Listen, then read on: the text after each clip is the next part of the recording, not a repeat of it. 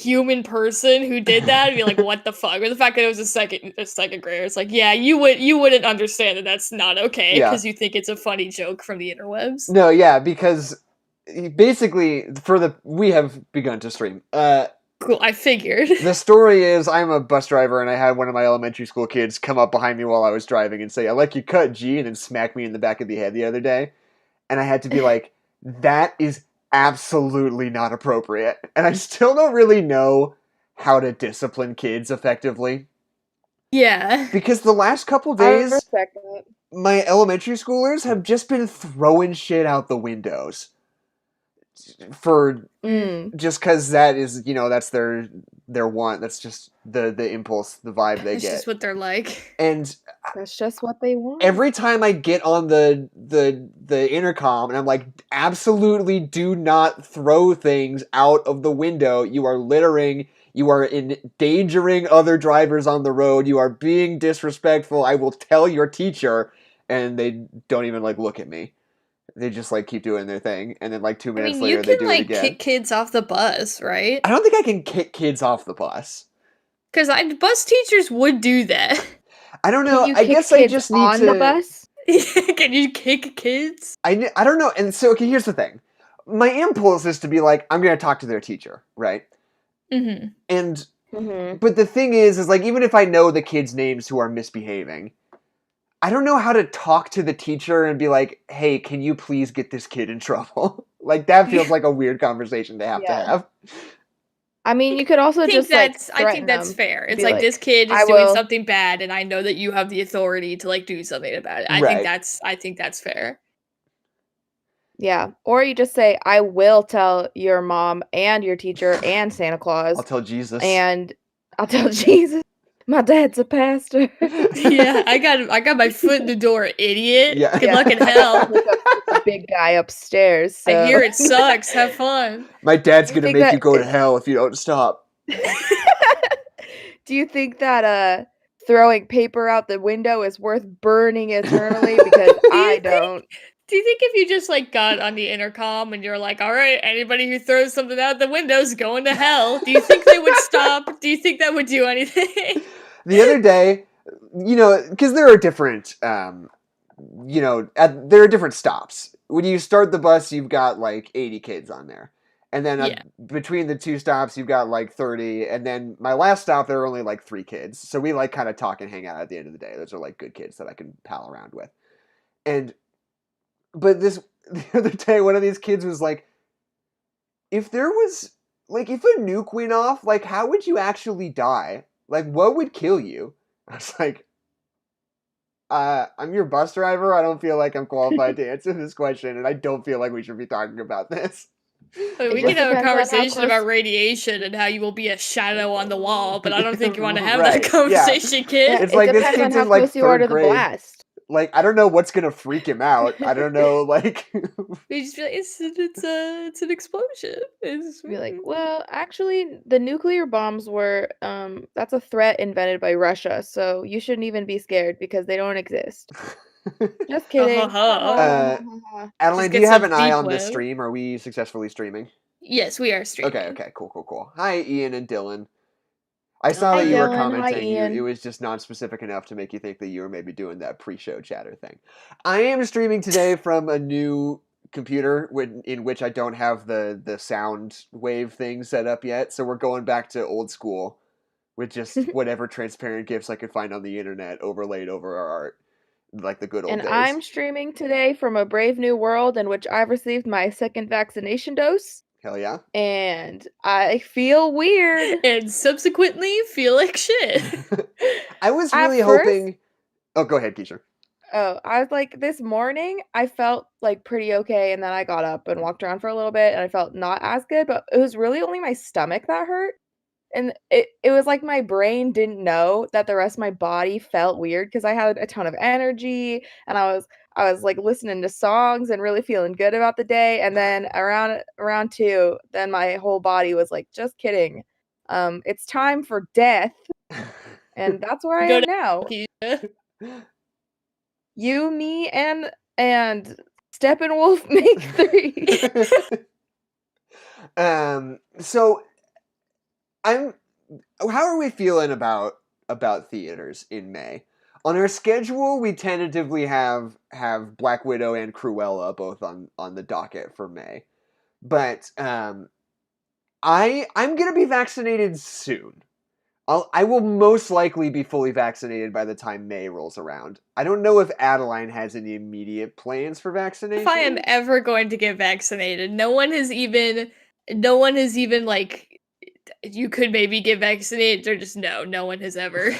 I'm never getting vaccinated, and I would love to get vaccinated, but it's just not gonna happen. I mean, so okay. I believe if you go to the Walgreens website, I think different states have different rules. But one of the people who are eligible for the vaccine currently are frontline workers. And that might be you, Adeline. Yeah. Work, retail. Yeah. Is that what they mean? I think so. So if you go to the Walgreens website, there's a little portal that says, like, oh, are you eligible? And you answer some questions, and they'll be like, yes, you are. Okay, cool. You could maybe just say you have asthma also. That might work. Or maybe just lie. Just lie and I'll say get out of the asthma. draft and I'll also get the COVID shot. Yeah, and they'll be like, wait, you don't have asthma? And you'll be like, I'm sorry, I needed to see Cruella for my podcast. Yeah, you don't understand. And they'll be like, no, we get it. That's like, we get like 5 people a day that are like, I gotta record a podcast. I gotta see Cruella for my podcast. I gotta see Cruella. I really don't want to watch Cruella, if I'm being really honest. Want to watch Cruella. I'd be hella down to talk about. I'd be hella down to talk about Black Widow, but I don't want to watch Cruella be a weird girl boss Joker hybrid. What are you talking about? That's exactly what I want. If it's good, I'm gonna riot. Where she has future written across her face. Yeah, God, I am a woman, hear me roar, so but I'm incredible. Gonna go kill a bunch of puppies. I'm gonna go kill some dogs. Let's go. Yeah, listen, boss. I'm just brave. I'm just saying what we're all thinking. Listen, I'm sorry that the world's not ready to go slaughter a bunch of puppies, and that's literally my whole character arc. Do you think, I feel like if there's like a universe where that's like actually like she feels like in order to like be amongst like her peers, especially in the art world, like amongst her like male peers, that they're doing all this crazy weird shit and she's just trying to like elevate and get more ridiculous so that they'll like take her seriously in like avant-garde art, and then she just like totally crosses a line in order to like gain their respect. Like if that was the plot, I'd be like, hey, you've got a point that like women feel like they have to like overachieve and prove themselves more than they have to, and then you kill a bunch of puppies. Like, but if they're just being like, hey, girl boss, let's kill some puppies, I don't get it. I just don't know what they're doing. I mean, look. I'm gonna say the same spiel I always do before I say I'm tentatively kind of excited about a Disney live action property, which is that every time they get somebody interesting and I'm like, oh, that's an interesting pick, like, oh, I don't know, this might be at least weird, and then it comes to pass and it sucks and I'm disappointed every single time. I said it about... it's just like boring. Yeah. Like, if this was a fucking like train wreck, I would be so happy. I'd be so happy. But they're never train wrecks because they've got $1 billion budgets. They're just boring. That's always what they are. But it is, what I was going to say was, it is Craig Gillespie, director of I, Tonya, making this movie. Yeah. So like... I do like I, Tonya. We all really love I, Tonya. Though, so maybe... It's really good. And yeah, like the idea, Headquarter Productions is right. The idea of Emma Stone just getting to go ham for 2 hours is great. That's a great idea. But here's the difference, is that Tonya Harding is a real person with real experiences in poverty. And didn't kill puppies. And they were highlighting how, you know, the ice skating world is kind of difficult and they value wealth before they... and being beautiful more than they actually value, you know, scale. And Cruella de Vil is a cartoon character. Yeah, it's about how society. It's about how society values wealth and beauty more than they value how good you are at killing dogs. It's about how society loves to kill dogs. She's at the dog killing competition, and her dog breaks, and she goes up and she runs up to the judge, and she's like, "Yo, I can't my gun broke. Can I still be in the competition? If I fix my like, gun, can I kill this dog really fast? And they're like, no, you can't do that, Cruella. They call her black and white trash, and so she dyes her hair half black, half white. Jesus. Yeah. I'm looking for a Martian Manhunter gif. John Jones. Oh, spoiler alert! He's in the film. Barely. Why the fuck is he in this film? Do all of them. Do all of them? All of the Justice League. So then it's not a spoiler. I found a really good gif. I don't know what the deal is with it. But... Hawkwoman again. Where's Hawkwoman? Why wasn't she in the movie? Where is she? I know you're hiding her, Warner Brothers. The alter ego of the Atom is in this. Yeah. Fucking excuse me? Yeah, but that's not the Asian guy who's Silas Stone's friend is the Atom. Oh, that guy that they kept shoehorning into scenes, and I felt like he was a really bad actor. I don't think he was shoehorned in. I think he was just like a fun buddy. I don't know. He didn't say anything ever. I just felt like he was just saying lines that were supposed to be funny and then weren't. When he was like, "That's what I told my prom date," and 0 people react, and we move on with the scene. It's okay, what are we doing? Okay, even less likely than finding a Martian Manhunter gif is me finding the Atom gif. But let's see. Put Moon Knight in there. Nobody will know. Yeah, Moon Knight. Darkhawk. I'm ready for a Green Lantern movie. In case anyone was wondering, I want one. I want a good one. Okay, so we're into this. We're talking about the Snyder cut today on the podcast. Okay, do we want if we're doing the podcast, we gotta do the podcast. And we said we were gonna say our names in the beginning from now on. Adeline, say your name. You literally interrupted me as I was about to say my name to tell me that I should say my name. Good, say your name. With you. Hi, my name is Jackson McMurray. My name is I'm the Batman. My name is Kezia Rhodes, and I'm the fastest man alive. And this is No Nerds is Allowed. The Justice League. The Super Friends. Snyder cut. So I if you listen to Adeline and I's commentary track on Batman vs Superman that I thought you were going to say if you listen to us ever. Well, I mean that also is true, but especially that commentary track we released. You'll know that Adeline and I are big Snyder heads. We are very I am a Snyder head in the context of Batman versus Superman only, basically. But okay, but Man of Steel and Watchmen and 300? No, I don't like Watchmen. That's my whole thing. What about Watchmen? Is it just Zack Snyder's interpretation of Watchmen, or you just not? I guess I just don't like the idea of Watchmen. I guess his interpretation is fine. There you go. Adeline's never read Watchmen. Yeah, but I don't like the story. I don't have to read it to be like I don't like it. But 300 though? I ain't ever seen 300. But there are 3. Do you even know? Adeline, here's the pitch. You're never gonna guess how many fucking guys there are in this one. You can't fucking handle how many guys we got. I mean, it's not only about how many guys they got, though. That's not the whole point. It's also about love and acceptance and how many guys we got. Wait. I didn't know this. That Zack Snyder is the director of Legends of the Guardians. The Owls of Ga'Hoole! I'm telling you! It's all good stuff! That was the worst thing ever that movie came out the same time as Rise of the Guardians. And both had really nothing to do with being Guardians. They're just one's about owls and one's about Santa Claus and his friends. No, they're the Guardians of the Holidays, Kezia. I know that. And the other was the Guardians of the Ghouls. What was the actual title of that movie? Because it wasn't just Guardians of Ga'Hoole. It was something much worse. Legend of the Guardians, the Owls of Ga'Hoole. God, it's the worst. We gotta do Owls of Ga'Hoole on the show. We do have to do the Guardians of Ga'Hoole. We should do a whole fucking Zack Snyder miniseries. How fun would that be? No, you're gonna make me watch Watchmen again. I didn't like it.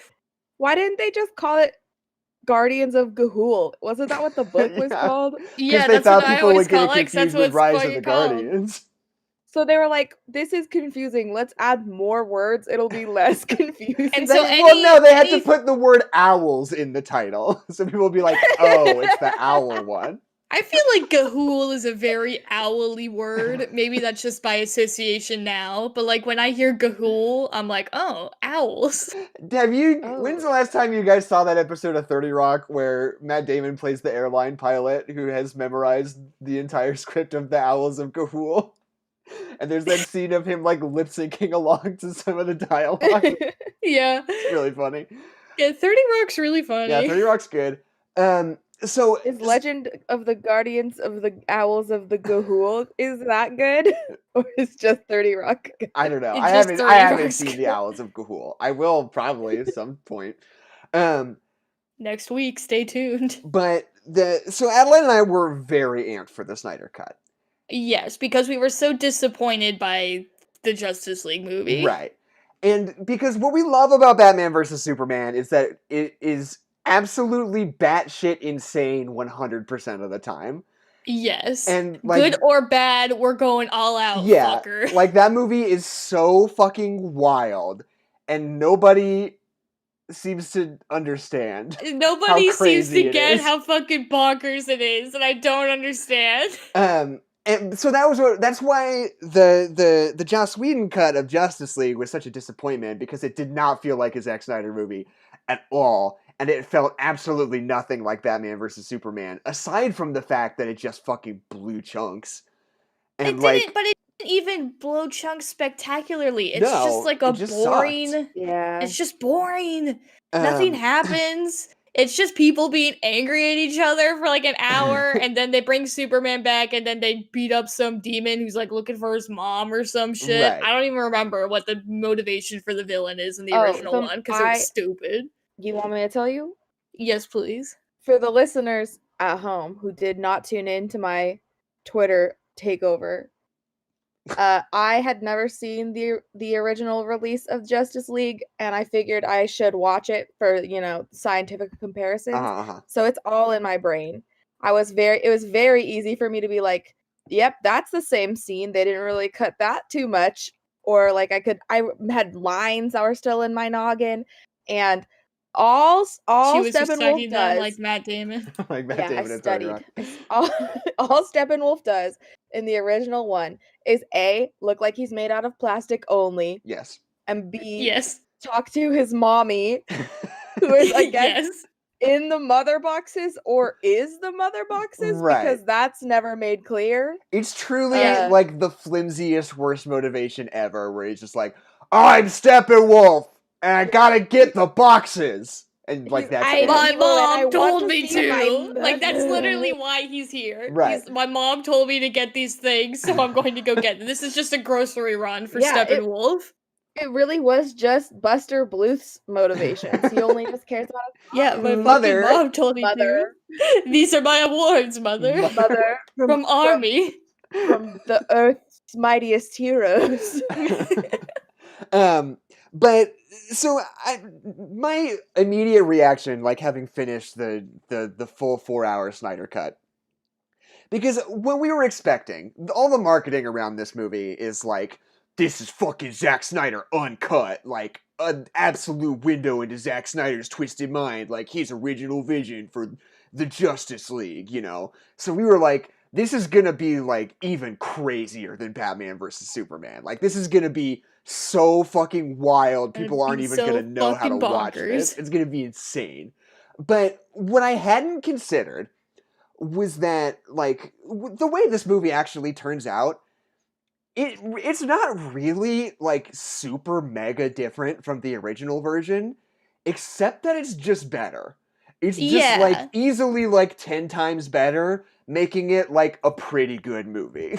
Like, honestly, my biggest critique of the movie is that it is 4 hours long, and it feels like 4 hours the entire time. Right. Well, and maybe it's because it's a movie I've already seen, and that's why it feels like it's 4 hours because I know what's gonna happen and I'm waiting for the next thing to happen.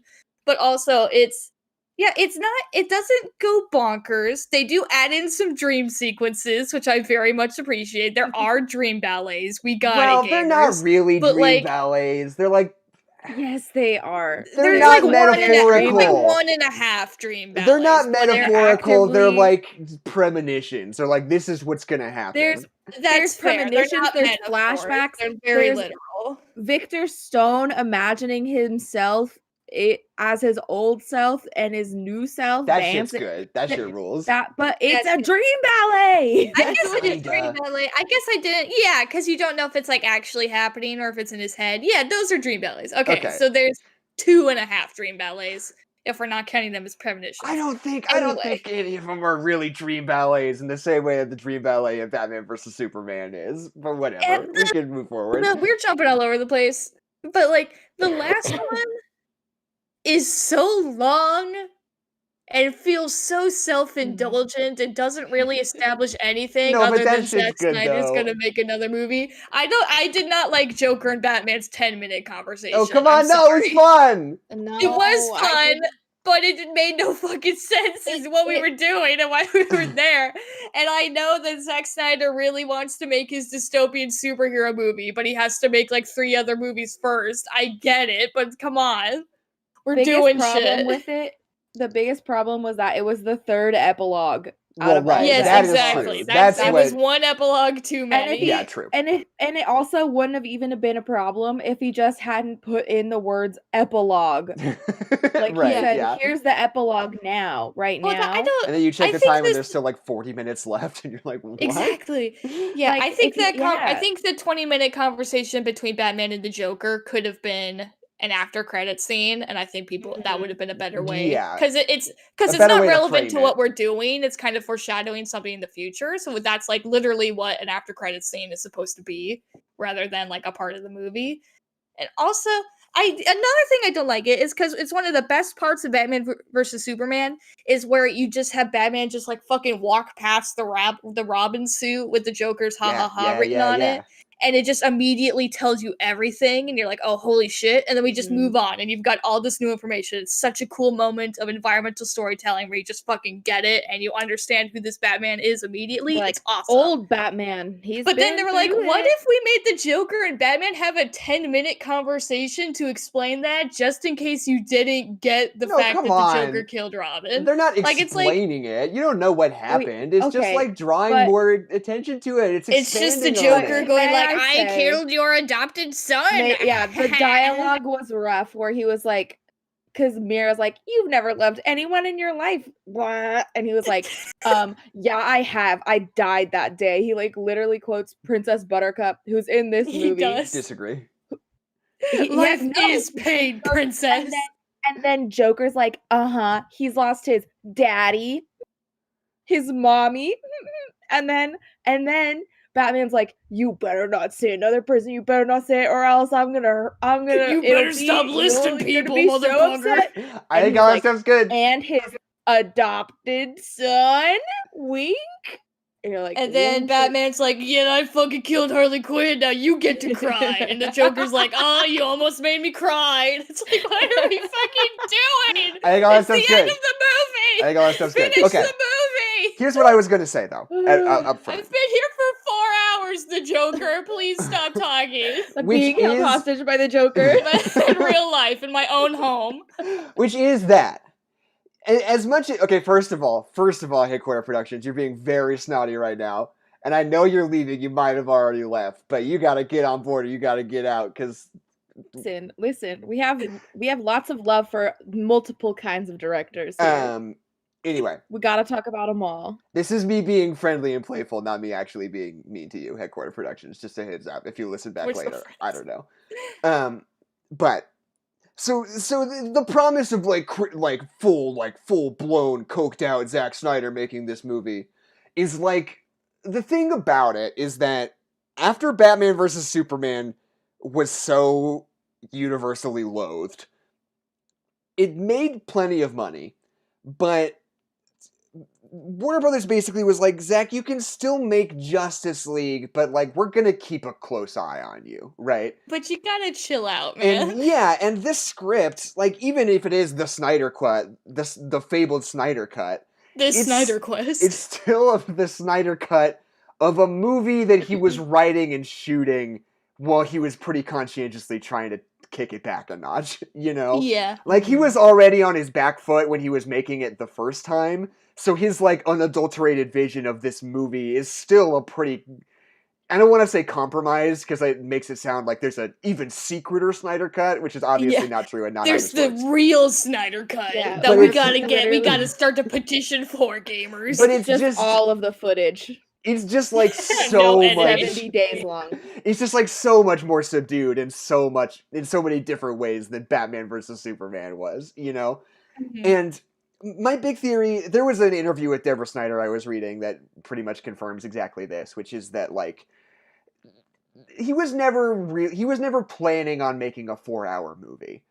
He was planning on making a movie that was probably gonna be pretty long. It was gonna be like a 2.5 to 3 hour movie. But but you know, there had already been a precedent for a director's cut with Batman versus Superman, so he just assumed, you know, he'd shoot a lot of footage and he'd write in a bunch of like cheap to produce like fun scenes that just he likes that, you know, could go in a much longer director's cut probably on the Blu-ray or whatever. And so like the reality is it's like, oh, Warner Brothers didn't want to release this movie. It's like, no, Warner Brothers didn't even want to release a shorter version of this movie, you know? Yeah. And like, fucking done with this movie. Right. But it's just this weird thing where it's like, so then he goes in, he adds in all the stuff. Like part of the whole appeal of this movie is that Warner Brothers really explicitly is like going hands off and being like, no, like you do whatever you want, Zack. You get full final everything. So they're like, okay, I'll put in the extra long version of the movie I was already making, which probably comes out to about 3 hours plus. And then he's like, and I'm gonna add this weird stuff at the end, which is basically just. I can only assume that was basically the only like extra new footage was all the like apocalyptic stuff at the end, which was just him like sort of pitching a different movie to Warner Brothers, basically. Yeah. It's like, if you give me another $1 million, then who knows what could happen. But like, I just think it's really interesting, like the way that we talk about this whole thing, because like, I really do think if history had gone smoothly and Zack Snyder like released his normal cut of the movie as it was supposed to have been, it probably would have been like a 2-hour, 45-minute Justice League movie, and it would have felt pretty similar to like this Snyder cut version.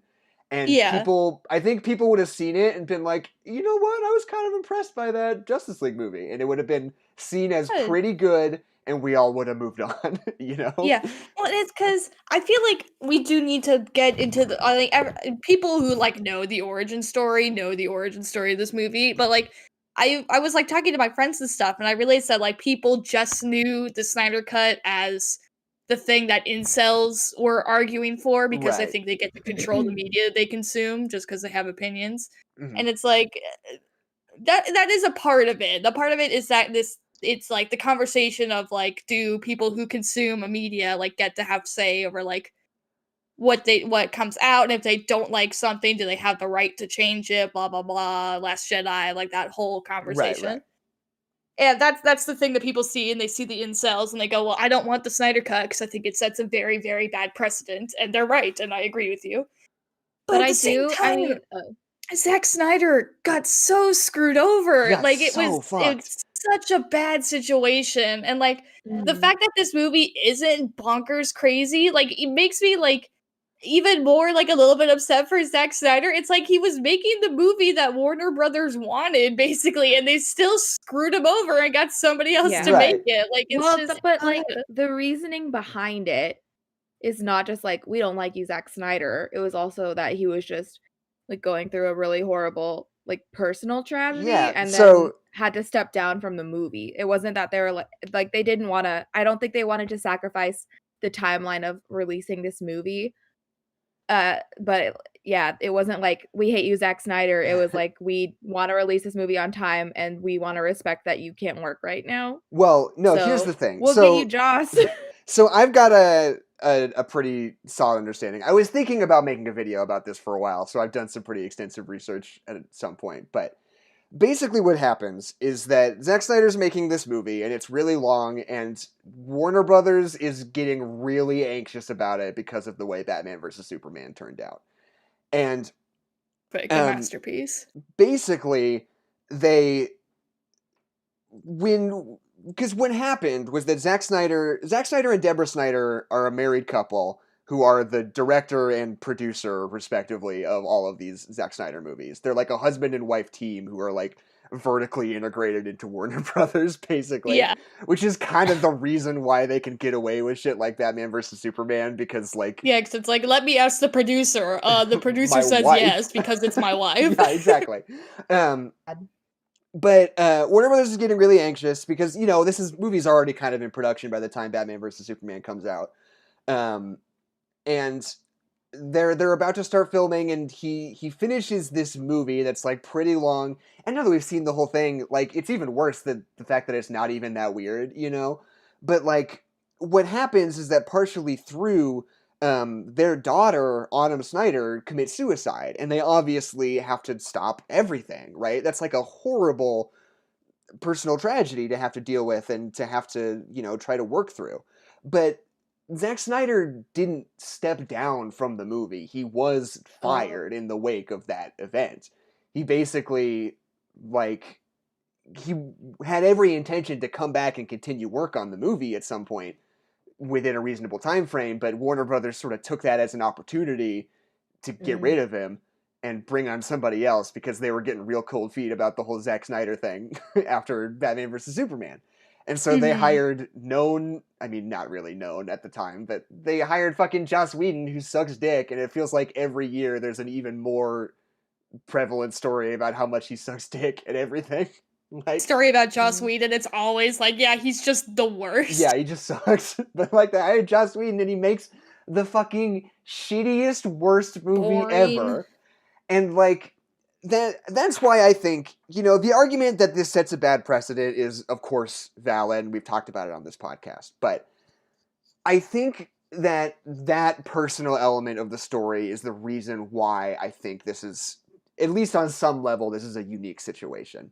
Yeah. Like, you know, there are plenty of movies that probably have better director's cuts that exist and like Snyder Cut-esque versions out in the ether that, you know, if they were to release would be much better, much more interesting movies. I think Suicide Squad's probably a perfect example because that movie famously got hacked to pieces and recut by a trailer company like a few months before it came out. And like, if for some reason Warner Brothers was like, hey, here's the David Ayer cut of Suicide Squad, I bet it would be the same thing. I bet she'd be like, yeah, like, this is way better. It'd probably be pretty good. But I think that I don't think there will ever be that level of passion for something like this as there was for the Snyder Cut. Just because, not only because his movies are so weirdly personal, but also because it has this really, really intense personal tragedy at the heart of it, where this guy like had to endure like one of the worst things that can happen to a person and then got fired from his passion project right afterwards. Yeah, and then somebody used that as a reason to fire him from his job that he loves. And it's like so fucked up. And like, I don't think there will ever be a reason to campaign for a director's cut like that ever again. Maybe I'm wrong. Maybe, you know, the J.J. Abrams cut of Rise of Skywalker people are gonna go crazy after this, but it hasn't happened yet, and I just don't really think this is ever gonna happen again. Well, at least in this particular way. That we should be setting is that if a director goes through a horrible event and the company uses that as an excuse to screw them over in a major way, then you're allowed to ask for the release of their movie. Yeah, exactly. If there is some horrible tragedy and somebody just gets screwed over, then yeah, sure, then go for it.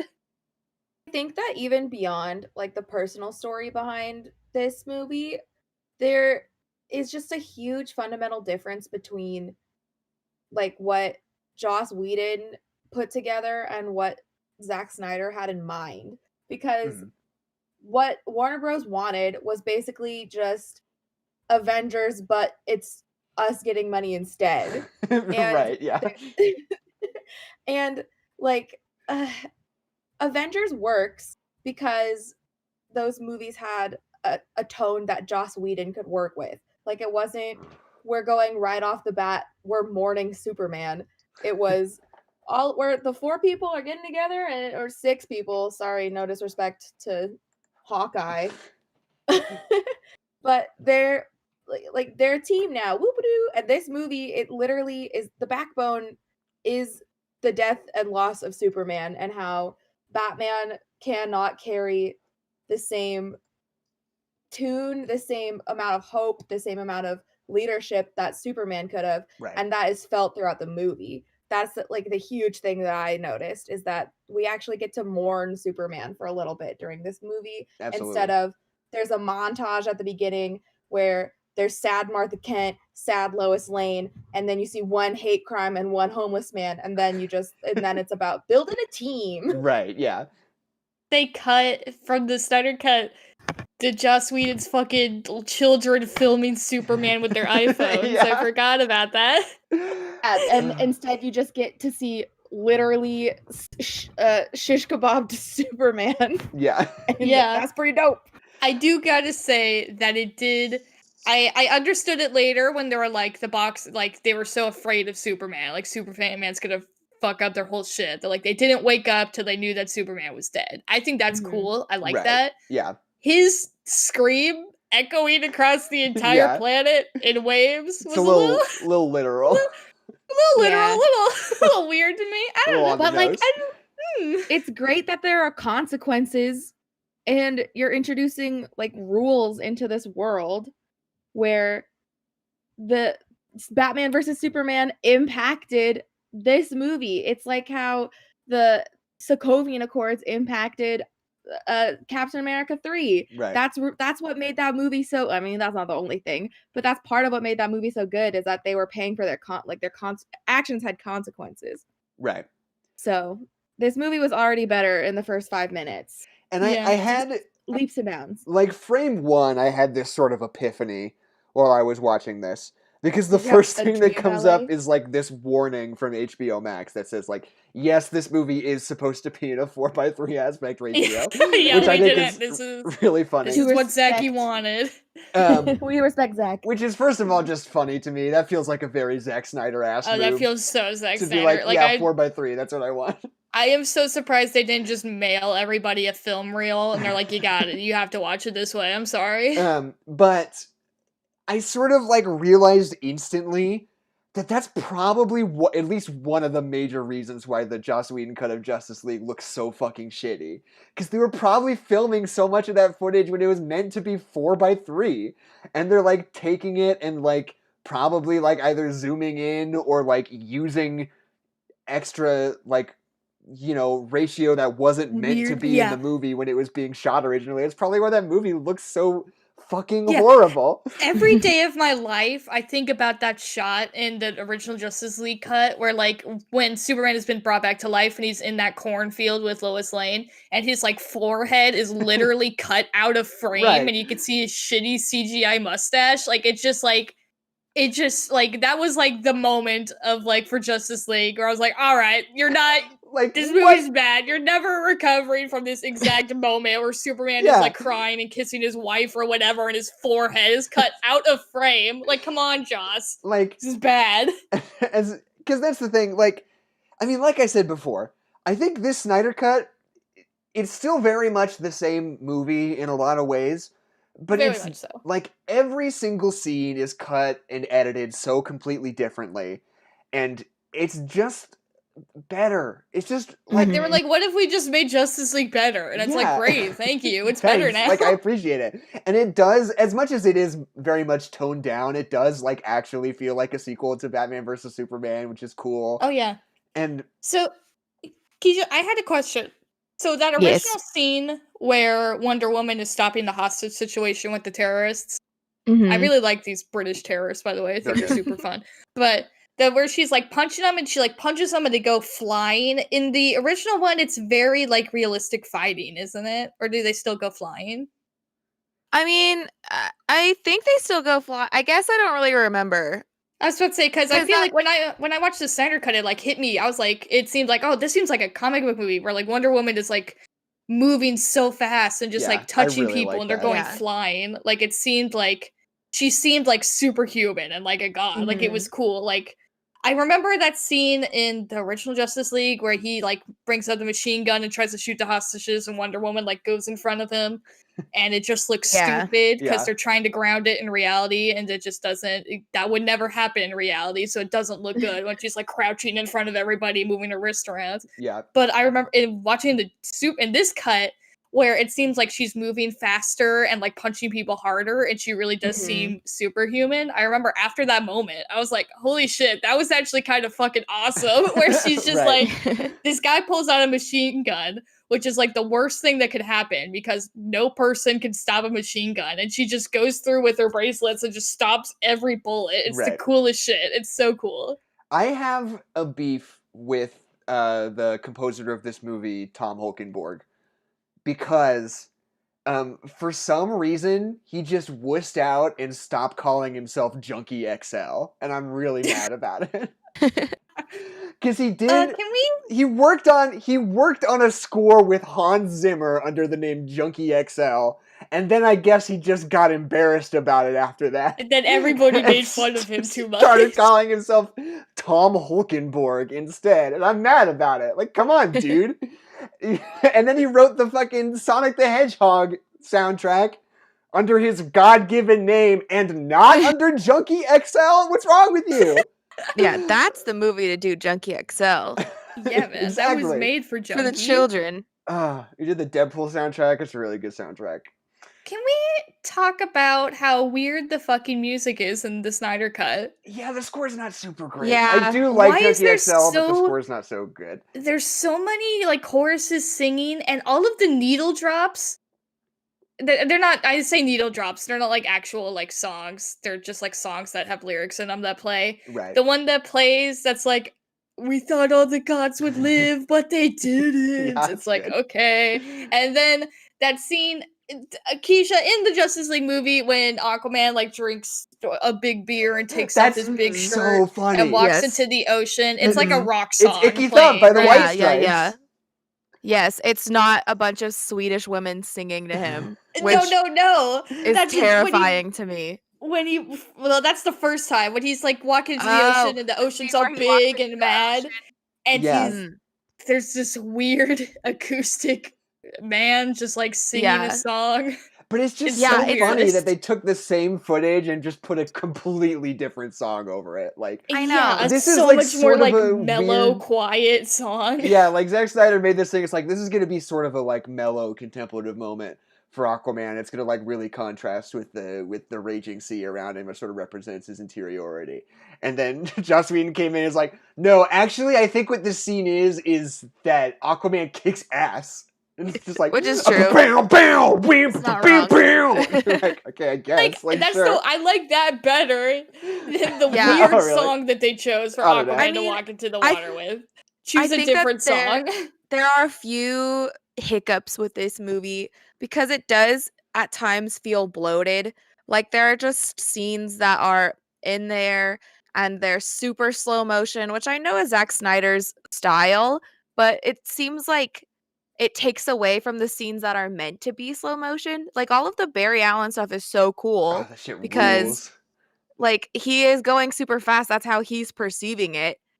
But then when like Aquaman's walking into the ocean in slow motion, when like it gets kind of drawn out, and then there's also music on top of it that's super serious, and we need to be taking it seriously because this is a darker version of Justice League. Serious. But they never talk about fear, or they don't talk about it as much. Right. Like the because that's sort of one of the central ideas of the Joss Whedon version is like them like sort of being afraid of Steppenwolf, Which is weird Batman because goes, Steppenwolf's not that scary. Yeah. Yeah, because Steppenwolf is literally just running errands for his mommy. He's not. Yeah. Well, because Joss Whedon didn't know what the movie was about. He was like, I don't know what they got to be really afraid of with this didn't. guy. Fear. You got to be afraid of fear. And I then do this movie, love- Steppenwolf had a real arc and reazoning. no, and Steppenwolf even is though a it wasn't zillion times better. it's not airtight, but it's much better. Yeah, for sure. I love Steppenwolf's armor in this movie. The cool. fact that it's Mhm, like it's always cool. kind of moving and like it doesn't exactly fit together, but like when it moves, it like fits together differently, and it's got like that purple glint on it. Yeah. It's like adjusting to his body. It's real. Yeah. And like when Darkseid, which is a stupid name, It is a stupid I name, won't but go- that's I not won't go out on a Zack's limb. fault. but when he shows up and the armor recedes, like he's in a groveling position, that's dope as hell. That's so And cool. Yeah, he you're doesn't look immediately like like, a- oh. he has real eyes that emote. He's Right, not a yeah, little he like plastic looks man. scared and sad a lot of the time, which is like so Yeah. different than the Joss Whedon version. Well, that moment where he's like begging with the messenger guy, and he's like, "I'm like, please, like, let me like talk to him so I can like go home." And he's like, "Fuck you, you still have to do stuff." You're like, "Oh, Steppenwolf, I'm sorry." Yeah, But yeah. literally. I'm sorry you don't get to go home and see your mommy. I literally wrote, "Oh, I feel bad for Steppy." For Big Steppy. But yeah, And then I said, were... Darkseid, LOL. people were clowning on that redesign of Steppenwolf really hard on Twitter when they released a screenshot of it. Because, which I get, I mean, if you were just looking at a screenshot of that, you'd be like, that looks so busy and bad. But like when you see it in motion and like the way that it moves and sort of like clickety clicks together and like has this sort of weird like semi-organic feel, it like feels a lot more cohesive than just like, what if he had a bazillion tiny spikes on him, you know? Yeah, which also makes sense with like the theming of like the mother boxes, where we're like, oh, it's kind of technology, it's kind of not. They're kind of living, kind of not. And for his armor to be like kind of alien moving is cool. It's pretty cool. Regarding the mother boxes, yes, I still think they're dumb. Even in this better version of the movie, I think the whole "I gotta get these 3 boxes" thing is bullshit. I gotta get these Zelda jewels and get them all in the same spot. It's really video gamey, and he takes him back to the shrine, and every time he puts one in, he unlocks a new power, and like it upgrades his room. Yeah, exactly. Yeah. He's a level 4 fighter now, so now he gets to do 2 attacks, and he can do a parry if he wants to. Right. And like they set them up better this time though, at least. Like it's not like Diana just knows everything. She's just exposition man. You actually see her find out what these damn boxes are, and that's cool. Yeah, we see her learn information. I like in this cut of the movie, I don't even fucking remember this part in Joss Whedon's. Well, I guess it goes back to the fear part, where Steppenwolf is like, Wonder Woman, what's up? I killed all your friends, all of your family. And she's like, no. Like, I think that part's cool, because, like, we know that he didn't, and it's this cool moment of, like, will Diana believe him? That I thought I had a thing to say. Turns out I didn't have anything to fucking say. Ignore me. Just that you like that part. It's a good movie. I like that part. Anyway. I thought it was really interesting, like, especially this being a movie that we've sort of, like, thought about and litigated for so long after it came out. Like, there are a lot of scenes in this where, like, internally I was like, that's gotta be some Joss Whedon bullshit. Like, that sucks so bad, that has to have been a Joss Whedon thing. But it turns out a lot of those scenes that I thought that about were Zack Snyder scenes that Joss Whedon just ruined. Like that part where he meets Barry Allen, and Barry's like, I have to eat so much food because of Speed Force, blah blah blah blah blah. Right. And then he's like, what's your power? And Batman goes, I'm really rich. And in the Whedon cut, for some reason, it's hardly anything is different, but there's just something about it that seems too tongue-in-cheek. It's just well edited in this version. Yeah, in this version, it's like, his power is that he's really rich, but he's really good at manipulating that. Like, he takes advantage of it, and it's cool, and you can take Batman seriously. Right. Which I think I'd like to do sometimes. I think those moments of comedy are more effective in this cut, because the whole time we're always very serious. Because it's a Zack Snyder superhero movie, we're always very serious and very grounded in reality and what we're doing. So those moments where they get to like have that, like, because Justice League is about both cuts. It's still about bringing the family together. Like Right. that's what we're doing. Mhm. So like when you get to have like these moments of like human interaction, they feel so much like less rehearsed and less tongue in cheek and more like we have to make a joke here and just seem like more like genuine human connections. It's like, yeah, this is Bruce fucking Wayne, who you've seen lift a building off of a dead man, and this teen kid is like, "What's your superpower?" And he's like, "I'm fucking rich, idiot." Like, I don't know, it just seems so Yeah. much more human and real. And well, I was thinking about that line in particular because I remember really explicitly in the original one. Because first of all, I mean, obviously, like it has to be addressed that Ezra Miller as the Flash is so much more likable in this cut. Oh my god, Oh he's yeah, so annoying in the Joss Whedon cut, and for some reason, most of his dialogue is like exactly the same, but he just comes off as so much funnier and more charming in the Zack Snyder version. Yeah. I can only assume it's because, like, one of the mandates that they put on Joss Whedon when he was making this movie was that they wanted it to be under 2 hours long. So I'm Mm-hmm. sure that when they were editing that thing together, they were just trolling for, like, every fucking split second of dead air that they could cut out of there, you know? Oh So yeah. I'm sure the timing of a lot of those scenes suffered really horribly. But, like, Yeah. I just remember in the original version, that line is like, he goes, "Oh, so what's your superpower?" And then Batman goes, "I'm rich," and they like cut to the next scene, like da da da da da da, you know, and Yeah. like, but this version, like, there's a dismount to the joke, which is like, he goes, "So what's your superpower?" And Batman goes, "I'm rich," and then you get the all like a handful of cuts of like inside his like super fucking fancy car, and the like rock music kicks up. It's like, and it feels like the punchline of the joke more than just cutting to the next scene does, you know? Yeah. Like More, just like it the feels like way it's there's a payoff. edited. Yeah, it's like there's a Yeah. payoff and it's like edited better and it feels like a well thought out sequence of shots, you know? And like, And it's like the first time that Batman's been quippy in the yeah, movie, Yeah. whereas like Joss Whedon was like, everyone's got to be funny, everyone has to have a one-liner, yeah, and that doesn't fit. It super fits Barry Allen's character. It doesn't fit Bruce Wayne at all. So when he shoved it in, it was like, that's probably just another Whedonism. But when it stands Do alone, then it's actually like, yeah, that's why. yeah. I do I just I really like this Batman, and I think part of I it do is just I too. love when we're like, let's take our good superhero man and let's make him a sad, grumpy old man. I'm just like, yes, fuck yes, please do that. They're like, Right. let's do it with Logan, and I'm like, fuck yes, let's do that with Captain America, kind of. I'm like, fuck yes. Like, I don't know. I just love that, like, it, like, I don't always love jaded characters, and I think there's a difference between a jaded character and like an old jaded character. Like, I don't Right. know. Like when someone's like, "Hey, I hate the world." It's like, "Shut up." You know, you don't. But like when like an old guy who's like been doing this for years and is so tired and so beat down and when he's like he's not like I hate the world, it's just like through his actions and the way that he's Batman, you can tell that he's just like lost the shininess. He's lost Right. like a lot of his empathy. You can just tell that through he is like this is the old Batman who's tired and has lost a lot of his like faith in humanity, and you see that because he's just brutal and he just like doesn't talk to anybody. Like I fucking Yeah. love that. I He's love grouchy. angry old man Batman. I fucking love it He's so grumpy much. Batman. He's Yeah, grumpy and Batman. I love it. It's so good.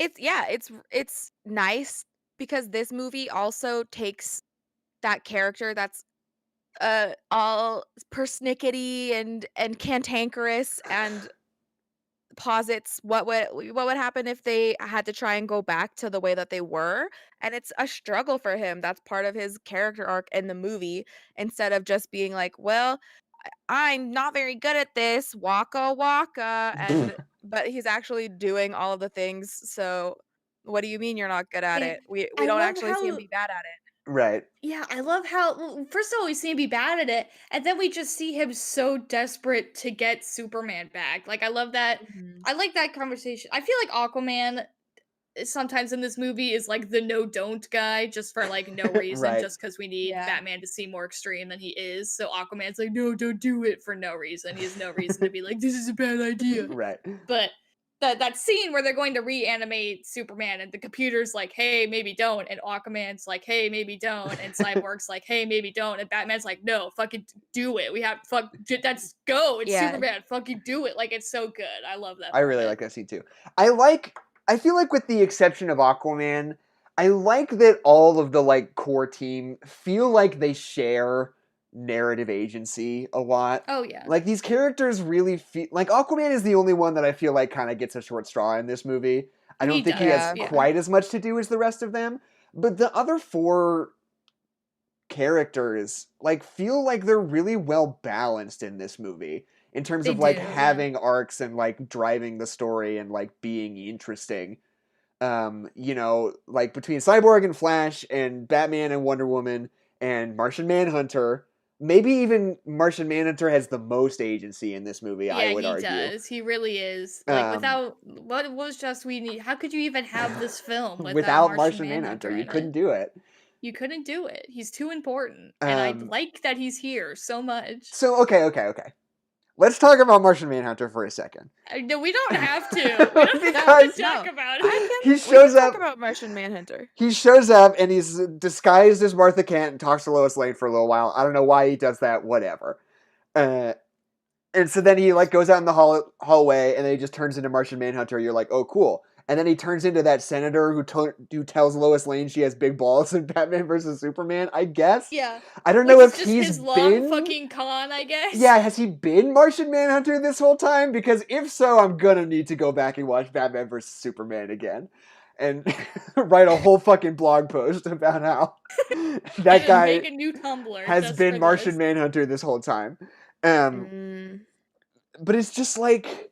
What's the Martian Manhunter thing? Why is he in there? What the fuck is he doing here? And then at the end of the movie, he's just like, "Hi, Bruce. What's up? I'm the Martian Manhunter, and here's my number. You want to hang out? Yeah. You want to be friends?" Which is interesting because I feel like the Joss Whedon version talked a lot more about aliens and why we don't like aliens anymore, and maybe they went back to their planet. But he was like, I can't talk about this stupid green man. People hate stupid green men. Right. It just doesn't. It is confusing, but I do love Jean Jones, so I'm not mad about it. Here's a question. Here's a question that I think Martian Manhunter brings up for the rest of the DC EU. Is he from Mars? Yes.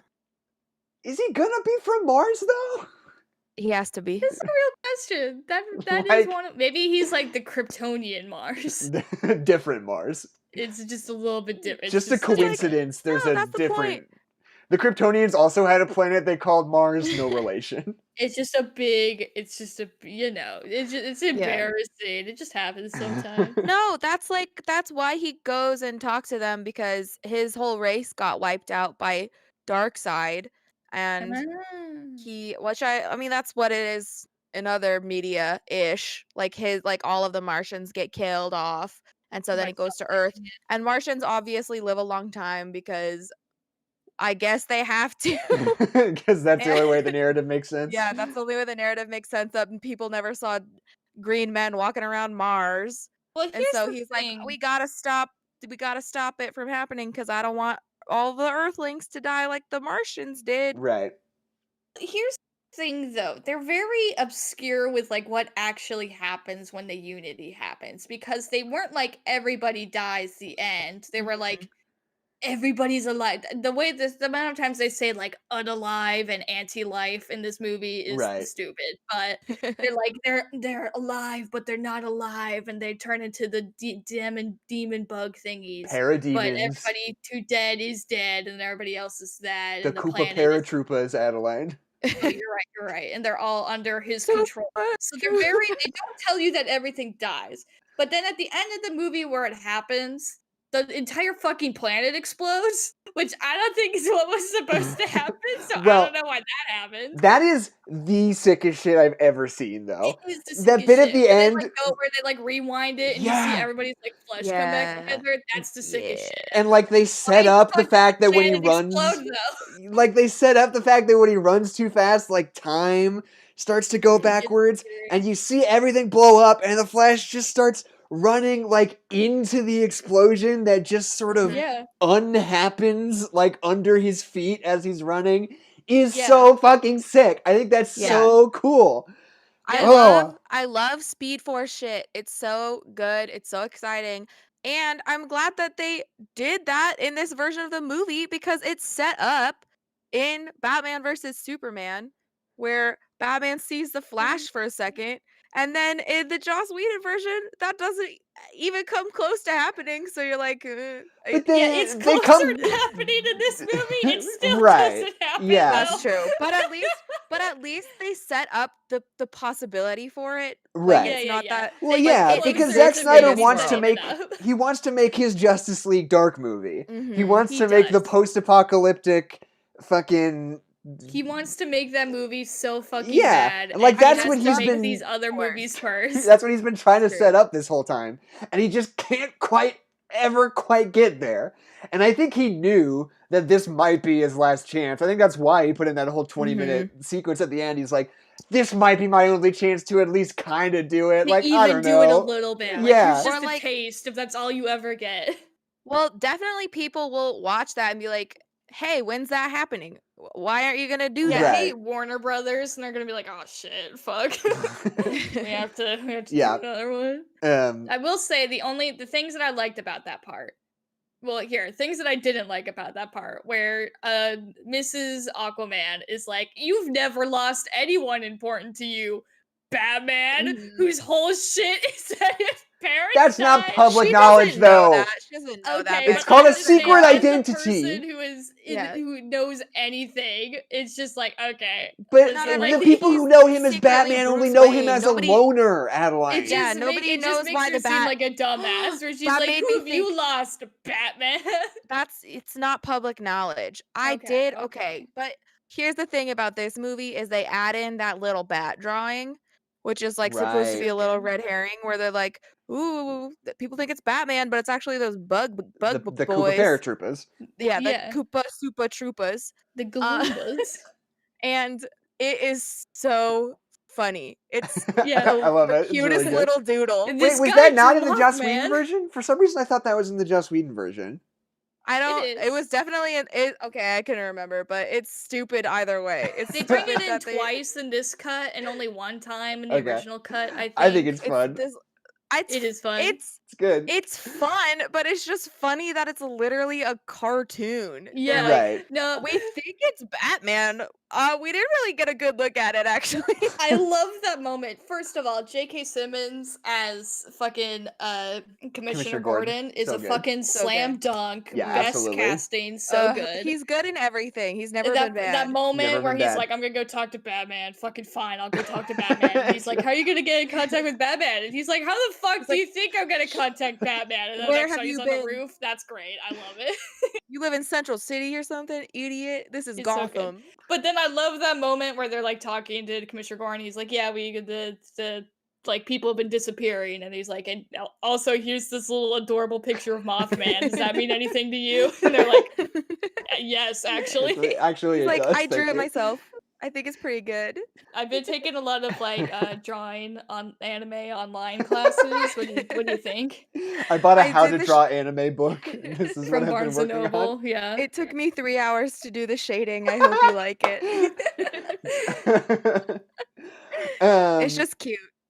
I'm trying to think because we're kind of hopping all around, and we don't want to do a play-by-play because, as we said, the movie is 4 hours long. This was my original thought before everyone got mad at me about the Mrs. Aquaman thing. Okay. Is that what I do really like? Say what you will about Joseph Gordon-Levitt, the Joker. Who the fuck is it? Jared Leto. Jared Leto. Not at all Joseph Gordon-Levitt. Very different, super different actor. Jared Leto, Joker. Not my favorite. I still don't like him, even in this context. But his costuming of like the SWAT vest that's just like covered in like 12 different sheriff badges. Yeah. That's fun. It's that's fun. Cool. I like that. I don't know. I have a complicated relationship with the Jared Leto Joker. Because let's get this out of the way. Jared Leto, bad dude. Yeah, or runs a cult. No like, bueno. Obviously. Yeah. But like I think in Suicide Squad, I am partial to that version of the character because it's a take, you know? Yes, it's definitely a take. To be like, what if the Joker was like a millennial crime boss, you know? What if he was like a mobster? Yeah. And I like the like SoundCloud rapper thing. I think it's a fun, interesting take on the character. And my only thing is that I think that Jared Leto's performance is just a little too derivative. Like, it's the only like we're doing something very weird with the character, and then this guy's just doing a bad impression of what other people have already done, basically. Like it's obviously very Heath Ledger, and I wish it were a little more unique, but at the same time, I've always said that I would love to see a Ben Affleck, Jared Leto Batman movie. I just think that would be good. I would want to see it, and I like the Ben Affleck Batman too. I think he's good, and like, I don't know. I just want it. I just think it'd be cool. No, I agree. I want Zack Snyder to make 8 other DC movies. Just keep going. Yeah, I think that this, because when Christian Bale was Batman, it was during that time where they really were trying to prove that superheroes are serious and it can be really grounded and blah, blah, blah, blah. But, like, the Joker is not a very grounded character. Like, he falls into a vat of acid or nuclear waste or whatever. And now he just thinks everything's funny. Like, that's not grounded. And it turned his skin white and his hair green. Like, that's stupid. And it's fun. It's fun that it's stupid. Yeah, so let's let him be stupid. Let's do some comic book stuff. Come on. That's why the Lego Batman movie slaps. Because the Joker in it is so fucking good. God, Lego Batman Joker is like genuinely like one of my favorite takes, because it's just like, it's totally like, it's who's I'm the worst person when it comes to names. Who's the guy that did the Batman movies that we love, Batman and Robin? Oh, Joel Schumacher. Yeah, it seems like a return to like Joel Schumacher. I'm like, this Joker is so ridiculous and so funny, but like it's just like, of course it's a Lego Batman movie, so like he doesn't have a lot to say because it's a kids movie. He's not killing anybody or anything. But like, and it's a cartoon. And it's a cartoon, but like he's just so funny and silly, and he's just like still the villain, and like there's still stakes, even though it's lower stakes, of course, because it's a children's movies and they're gonna blow up the Lego world. I don't know, like, but still, it's still good. It's so fucking good. But we do have to acknowledge, though, he doesn't say we live in a society in the actual movie, which leads me to believe this isn't the real Snyder cut. They told him to cut something out. We gotta start over. We gotta start over from the beginning. Maybe he cut it himself. Get the society cut. Actually, maybe this isn't that good. Maybe I'm not saying what I thought I was saying. Maybe Zack Snyder took a step back and he went like, is this a bad idea? Like, he hadn't seen Joker before the trailer released, and then he saw after, and he was like, oh, wait. They already did this. No, he doesn't say we live in a society. They took my Joker idea. No. He was like, they beat me to it. They beat Joaquin. You guys, I had dibs. You guys are so mean. I actually made this movie first, but they made me cut it out, and so now it looks like I'm late to the party. Oh, guys, I bought the wig already. Now you're telling me I can't. Here's this long hair wig, Jared, and he like puts it on. It looks like shit. And he's like, fuck, guys. So, okay, talk about how it's a shitty ass Joker wig in this movie. It's bad. I hate that long hair wig. It's the apocalypse. Of course, he has a bad wig. No. Where do you get a good wig in the apocalypse, Adeline? Okay, but fucking God, you have your own hair in the apocalypse. But it's not even like the curly, like messy hair that like we know the Joker for. Like that, like makes sense. It's messy, but it's curly and it looks good. This is just like it's weird and it's straight. And he looks like your fat dad who's dead and also on a drug trip. Like it's not. They still have straighteners in the apocalypse. No. What if he just has straight hair? May I bring up a point that I've been sitting on for a while, and it's a big one. It's pretty important. Okay, I think that the way that they re-edited Barry Allen is much better. I think the way that they introduce his dad in prison, like they tell you why his dad is in prison, and I think Henry Allen has a really interesting, it adds to Barry for sure. I think that Victor maybe I don't like him as much. Oh, really? And I want to. I love Cyborg. I love him so much. Wait, do you Liked him mean way between more the in two this cuts cut. or Between the between? two, I think that they treat his character better in this cut, but I don't like him as much. Huh. I liked him more. I don't know why. The one, I got two things to say You about just stopped Cyborg. us both dead in our tracks. We're like, I'm sorry. we just need to think I'm on that for a sorry. second, Well, I so no, guess. because I got two things I got to say about Okay. Cyborg. Is that I feel like, granted, it's been a grip since I've watched the Justice League movie. Because why would I ever willingly watch that when I could watch anything else? I could watch something that's not boring. But like, I feel like they focus too much on him just being like this angry robot, and he's just like pissed, and like you kind of Mhm. understand why he's pissed because like he got turned into a robot and his mom's dead, and you're like, that's very sad. You can be pissed, but he's Which just is like, not in the second or in the original one. They don't even talk about how it happened. no, They that's just what I'm kind of saying. In showed the off screen. original Yeah. one, he's just like this angry robot, and like then he's like, but Diana was nice to me, and now I'm here. I guess not all humans are bad. I I just guess not think all humans are bad. I guess I I can do this. But then in this cut, I like how we kind of go through like him. We focus more on him like kind of getting a hang of his powers. Like we get that like Iron Man yeah, like flight moment. Like we see him yeah. kind of coming to terms with the fact that he's cyborg. So it makes Mhm. sense when he comes back later and he's like, okay, actually maybe, because he's like actually coming terms with it. He's not just angry and being like, well, I'm not angry anymore. Like he's actually Yeah. like evolving and being like, okay, maybe I was maybe I was way too rough on my dad. Maybe I do need Mhm. people around me. Maybe not everybody thinks sucks. I The think they one just thing, Oh. the one thing though, is why the fuck does his dad give him nuclear launch codes for no Yeah. reason? He doesn't give I him think they nuclear just launch part of it. codes. They just I think they just go a little too far in like giving him access to everything. Yeah, Like they're Right. just like, it's it'd be like, oh, he's have computers, so he can break into computers really yeah. well. I'm like, great, got it. And You're like, sure. instead, they're like, hey, my son, who I just saved from death, you now have all the responsibility of all the governments all the time. If you wanted to drop 10 billion nukes right now, you could. The stock market, it's yours, baby. Like, why did you do this? I think they should have just like pulled back a little bit in the God mode stuff, like where he I feel like they could have taken a chapter out of I don't love this movie, but the new RoboCop where he is mostly like in his brain he is a human, but he can't come to terms with his body. And I know that those abilities aren't like in his brain, but I feel like it's a little too much like I'm not even a human anymore and I don't know what to do with all these robot powers in my brain. And I think it's just like a little too much for me, just a little bit. Also, the car crash is boring. A car crash origin story is boring, Right, and and they that's should have fair. done it.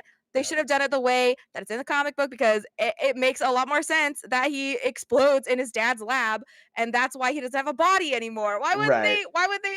Why would it a It's car crash? true. Here's the thing: is that It's a car because crash it's all is the not mom stuff boring. in the Because DC I know, but Snyderverse. like I know, but why couldn't his mom just also die? also Fair. And like explode. only the mother box could save Victor.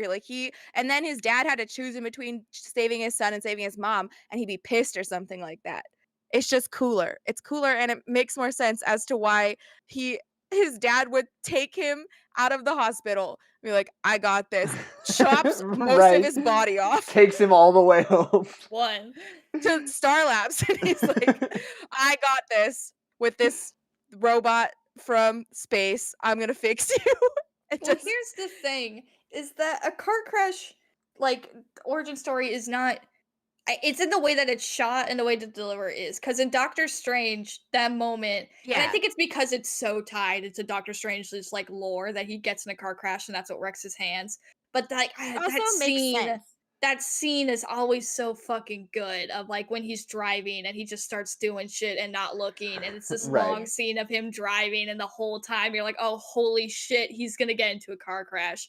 And then he Yeah. does, and it's just like the worst fucking car crash, and it's just like brutal.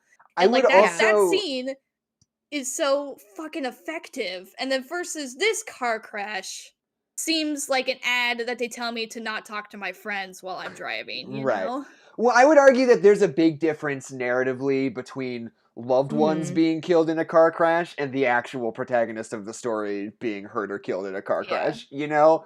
Like, a car crash is just such an easy way to kill a mom or a daughter or It's true. whatever, I you saw know? Dark To Phoenix. kill women. Lots of Exactly, women die yeah. in car crashes in film. Exactly. And, like, there's a Well- difference between that and, like, Doctor Strange got in a car crash and he had a horrible accident and that motivates his whole character versus my mom and my sister died in a car crash and my niece and my aunt too. God, And my grandma, grandma, my girlfriend, my wife, my dog, who is a woman, my girl dog. Yeah, girl dog. it's just boring. Like, I just don't understand why you take like one of the cooler origin stories, like that's horrifying and interesting and very specific to this character, and be like, actually, we're just gonna have him be in a car accident, Right. because it's not one his thing. It's he one thing to says- be like your mom was obliterated in an explosion, Yeah. and another thing That to was be your like there was a fault. car crash and where'd she go? We don't know. He does. Victor says to his dad, "It's your fault she died in that car crash." But is it? Like, if he had gone to that game, wouldn't they still just all be be in the dead. same Yeah. car in the same crash? But when he goes and confronts his dad about not coming to his game at the lab, it makes sense because it is his fault. He Right. didn't go to the game. It just makes me mad. I love Cyborg, you guys. He's great. He is. He's a good One of my character. He's a good only boy. like sort of like structural like plot holy criticisms of this movie is that a lot of the like dark side stuff in this comes around to like the anti-life equation is on Earth. Which that's- fucking I hate it. I No, hate wait, the what? What's anti-life- wrong with the anti-life No, equation? the idea of it is not bad. The fact that they fucking call it the anti-life equation I don't know, look. is bad. I It's think- no bueno. A lot of this stuff, like dark side, anti-life equation, mother It's just part of boxes, the package. this is all like fucking Jack Kirby New Gods shit from the 70s. I know. Yes. I know Like- that it is. And that's why it's good, I think. So you're But you're okay, not but gonna Zack change. Snyder's whole thing is this isn't your dad's comic books, and then he pulls Right. something straight from his dad's Yeah. comic book. You're not gonna change. You're gonna change Victor's backstory, but you're not gonna change one phrase that is the anti-life anti-life equation. But anyway, so the story is Darkseid found the anti-life equation on Earth. Went there, got his ass kicked by some dudes, and then had to leave. Was like, oh fuck, and left He the had to mother go boxes home. He had there. something to do. He had to go lick his wounds.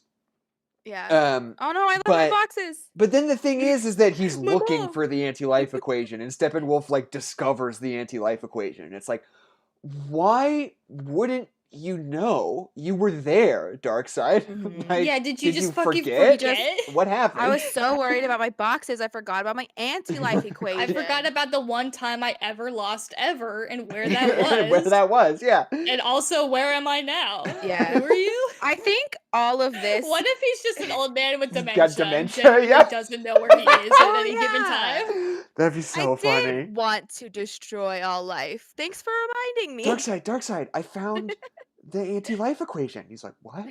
The anti-life? Don't you remember the anti-life equation from when you wanna blow up the universe, right? He's like, Like I do. the anti-what? You need to speak up, son. The anti-life Shut from when up, you want to Jeremy. blow up the My name's universe. He's like, Steppenwolf. oh yeah, I do want to blow up the universe. Oh. I forgot. Where's my juice box? I think that this movie needed to be 2 movies. Like I don't think it needed to be two movies. I think that, I mean, like I said before, this was like originally probably like a 2.5 hour movie. I think that's Mhm. what it needs to be. Yeah, it's definitely a like 3-hour movie stretched to 4 hours. But there's just so much in it, you know? Like, I think that what could have been more compelling is if the team gets together and they get through it, but they still need Superman, and then they're like, "Oh, he's dead," and then at the very end, they're like, "We're gonna bring him back. We gotta go back, Marty." right. Yeah. He does say Marty? Yeah, it's a very famous reference to Back to the Future. Thank you. you're right. That's yeah. We gotta go back, Marty. You ever heard of it? Where are we, Marty? that. I think it would have helped out because it just feels so bloated. Like, and then we could have spent more time introducing the characters, or it would have felt less like a drag because Right. it is a daunting task to only have 3 out of 6 characters introduced in the beginning of the movie, and you have to introduce all of Atlantis. Right. And it is a lot. I think it could have helped out if they encountered Steppenwolf, and Steppenwolf's like, I got the anti-vaccine vaxxers. I got the anti-vax I equation. got the anti-vaxxers equation, and you're like, oh no, Darkseid's coming, and oh, we need to get Superman. Cut to black. Unvaccinate all your kids. 2 years later, then they bring back Superman, but oh no, he's Dark Superman, and that's what we all wanted. You can spend some time with Superman being the villain instead of just like one in like weird fight where you're like, is he okay? He's only wearing pants, and maybe he doesn't remember anything. And then 5 minutes later, he just flies to Smallville, and he's like, I remember everything now. I just need to look at corn. I think like just needed to grass. All of this to say, I wanted more. I wanted a whole movie where Superman's dead, so that we can mourn that Superman isn't there. There is a felt need that Superman is missing, and then the next movie you bring him back, but he's not the right Superman, and then you can spend more time with that, and you get some more Darkseid. I think that's, and you get more money. I think that's a win-win-win. I mean, that's a good pitch. Money. What I was thinking, Ellen and I on the Batman vs Superman episode talked about the whole idea of like director's cuts a lot of the time. Like we were talking specifically about the Batman vs Superman director's cut and the Lord of the Rings extended versions, which are that like there's a lot of like really interesting stuff in both of those director's cuts that you're like, oh, I like this scene because it sort of informs how we look at this, or like it makes you look at the movie differently, like having this extra information, you know? But they're definitely still less fun to watch, you know? Yeah. So I think, you know, and so like the ideal situation is like, oh, I've seen the director's cut now, and now I can watch the regular version, which is shorter and snappier. Yeah, now I don't ever have to watch it again. And I can have the information from the director's cut, and I can let that sit in my brain and inform the way I watch the regular version and enjoy it more.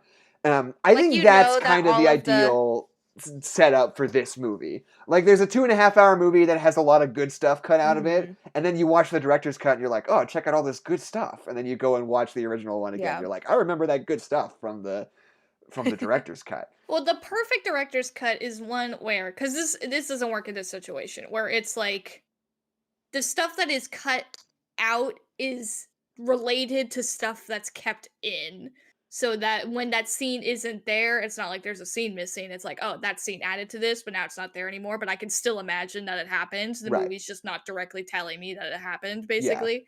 Like, that, because that's basically what the Lord of the Rings extended editions are. It's like, this is something we talk about, or this like affects the scene, but like when we take it out, it's still there, basically. It's still implied to be there. But yeah, and then you can enjoy it. You can enjoy that nice, delicious little goodies of information, Let it live and then in your watch memory. a fun short movie. Okay. This is something we gotta. I think this is probably gonna take up a lot of time.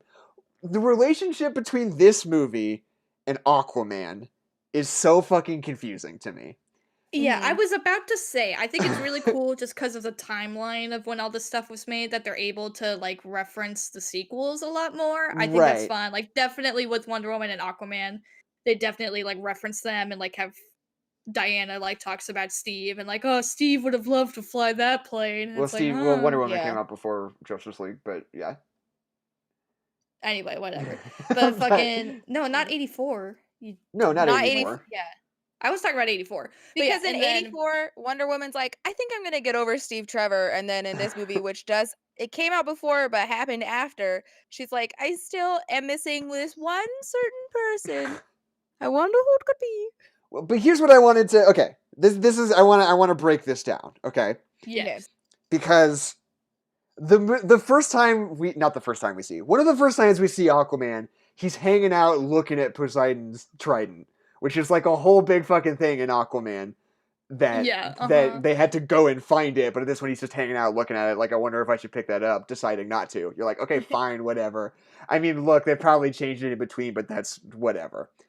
And you know, obviously there's the whole thing with like, oh, they made it so that Atlanteans speak in fucking weird whale noises, and then if they need to talk to each other in English, they have to make air bubbles to speak to each other, which is bullshit even in this version. That still sucks. But like, obviously they just decided to not do that in Aquaman, which I respect. But then the thing that really throws me through a loop, because like up until now it's like, oh, a lot of the Aquaman stuff they set up in this movie doesn't pertain to the Aquaman movie because they decided it sucked and they decided not to use it. And I say more power to you on that front. But the thing is that they added Willem Dafoe to this Snyder cut. They took a character from Aquaman, being like, "Hey, your mom, remember your mom," and then being like, "I don't like my mom, my mother."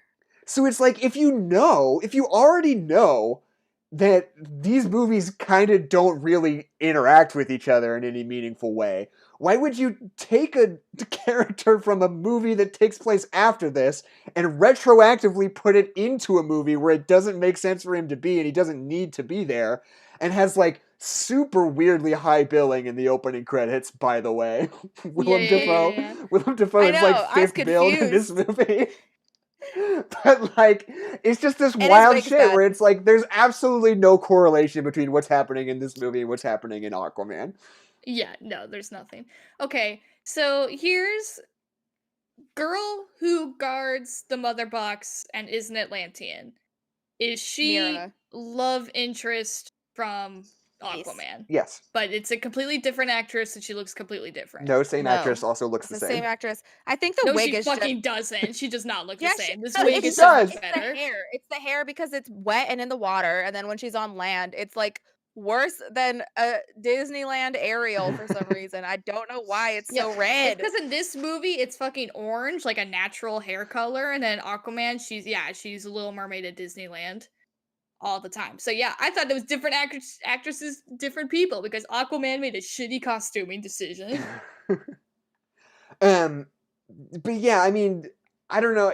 I've never thought. I don't think I've ever seen something like that, where like one movie in a franchise makes like a decision about the world that's like really specific, you know, and then like the next movie later, they're like, that sucked. No. Sorry.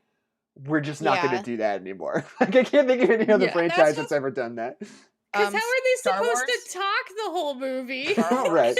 When did they do that in Star Wars? They retconned all of Episode 8 and Episode 9. But there's a difference between adding a plot reason to like retcon specific events and just changing the rules of the world and not acknowledging it. You know, just ignoring them and not saying anything. Yeah, it's true. I'm so upset, but all in good time. And like, I don't know, we kind of touched on this already, but like the inclusion of Darkseid in this movie is like such a better motivation for everybody. Because I mean, I know we already said this, but I can't get over how much Steppenwolf fucking blew in the Joss Whedon version.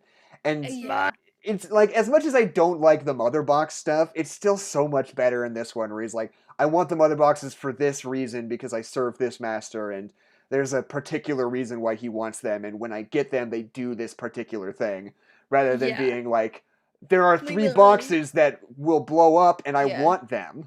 And my mom told me to get them. Mommy.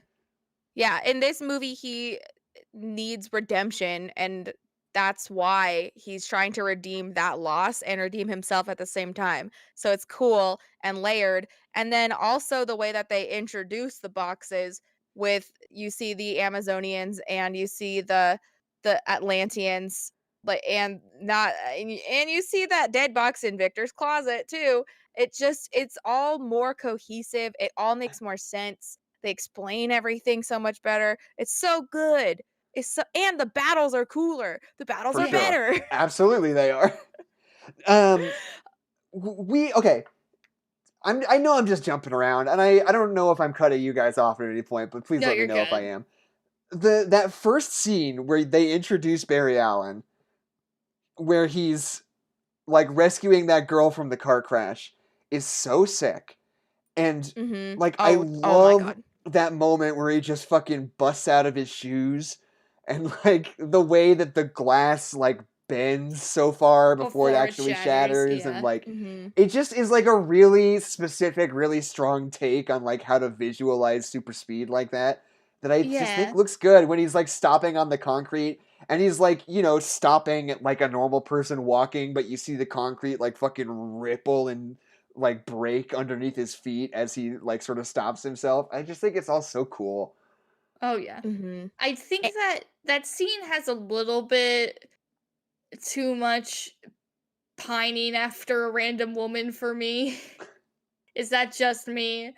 I think. I mean, there's a lot of eye contact, which is fine. At the very when they like bump past each other and they make eye contact, and they're like, maybe they think each other are hot. Great, moving on. He touches her face and looks at her in slow motion for such a long time. Yeah. And it personally made me very uncomfortable. And like I didn't mind when he like caught her and saved her, because that seemed like cliche, like meet cute. Like that part was fine to me. But like the part where like when he's in slow motion, he's just like, her face for like so long. It made me uncomfortable. Yeah, there might have been a little bit of Snyder bloat, but Yeah. I think overall it was really cool. Yeah, And I don't want to take away from the Yeah. scene. The scene as a whole and like the way that it visualizes the like superpowers and like the way that it like moves and does stuff is super cool. Yeah. He didn't And need to then touch they her face though. And then they She's- just touch her face for such she's a cute. long time. And then he gets the hot dog. He gets the hot dog to give to the real dog. To the real dogs. Yeah. That's the hot dog was kind of. At first I was like, why don't do this hot dog It's thing? like, is he hungry? What's And going I still on? mostly. He's always hungry. That's the thing about me, Tony. I'm always hungry. Good one. Did I get that right? Something like God, I that. don't know why that got me. Well, It's you don't like like the both hot Hulk dog? movies. You don't like him giving the hot dog to the real dog? Yeah, I do like the hot dog to the real dog. I don't like all of the hot dogs flying around that woman's face at the same time that Yeah. he's sexualizing her. I think that's Yeah, Why and not? then he Explain. grabs a I don't hot dog understand. and you're like, what the fuck is going on here on this day? I do, but then when he Kezia, gives I it to don't the understand dogs, what you're that's saying. I funny. need you to explain it to me. I'm not gonna explain it to you. You know exactly what it is. But It's, with Keisha, we got it. As soon as he like picked up that hot dog, Yeah. like what the fuck Because is the girl going likes hot on? dogs?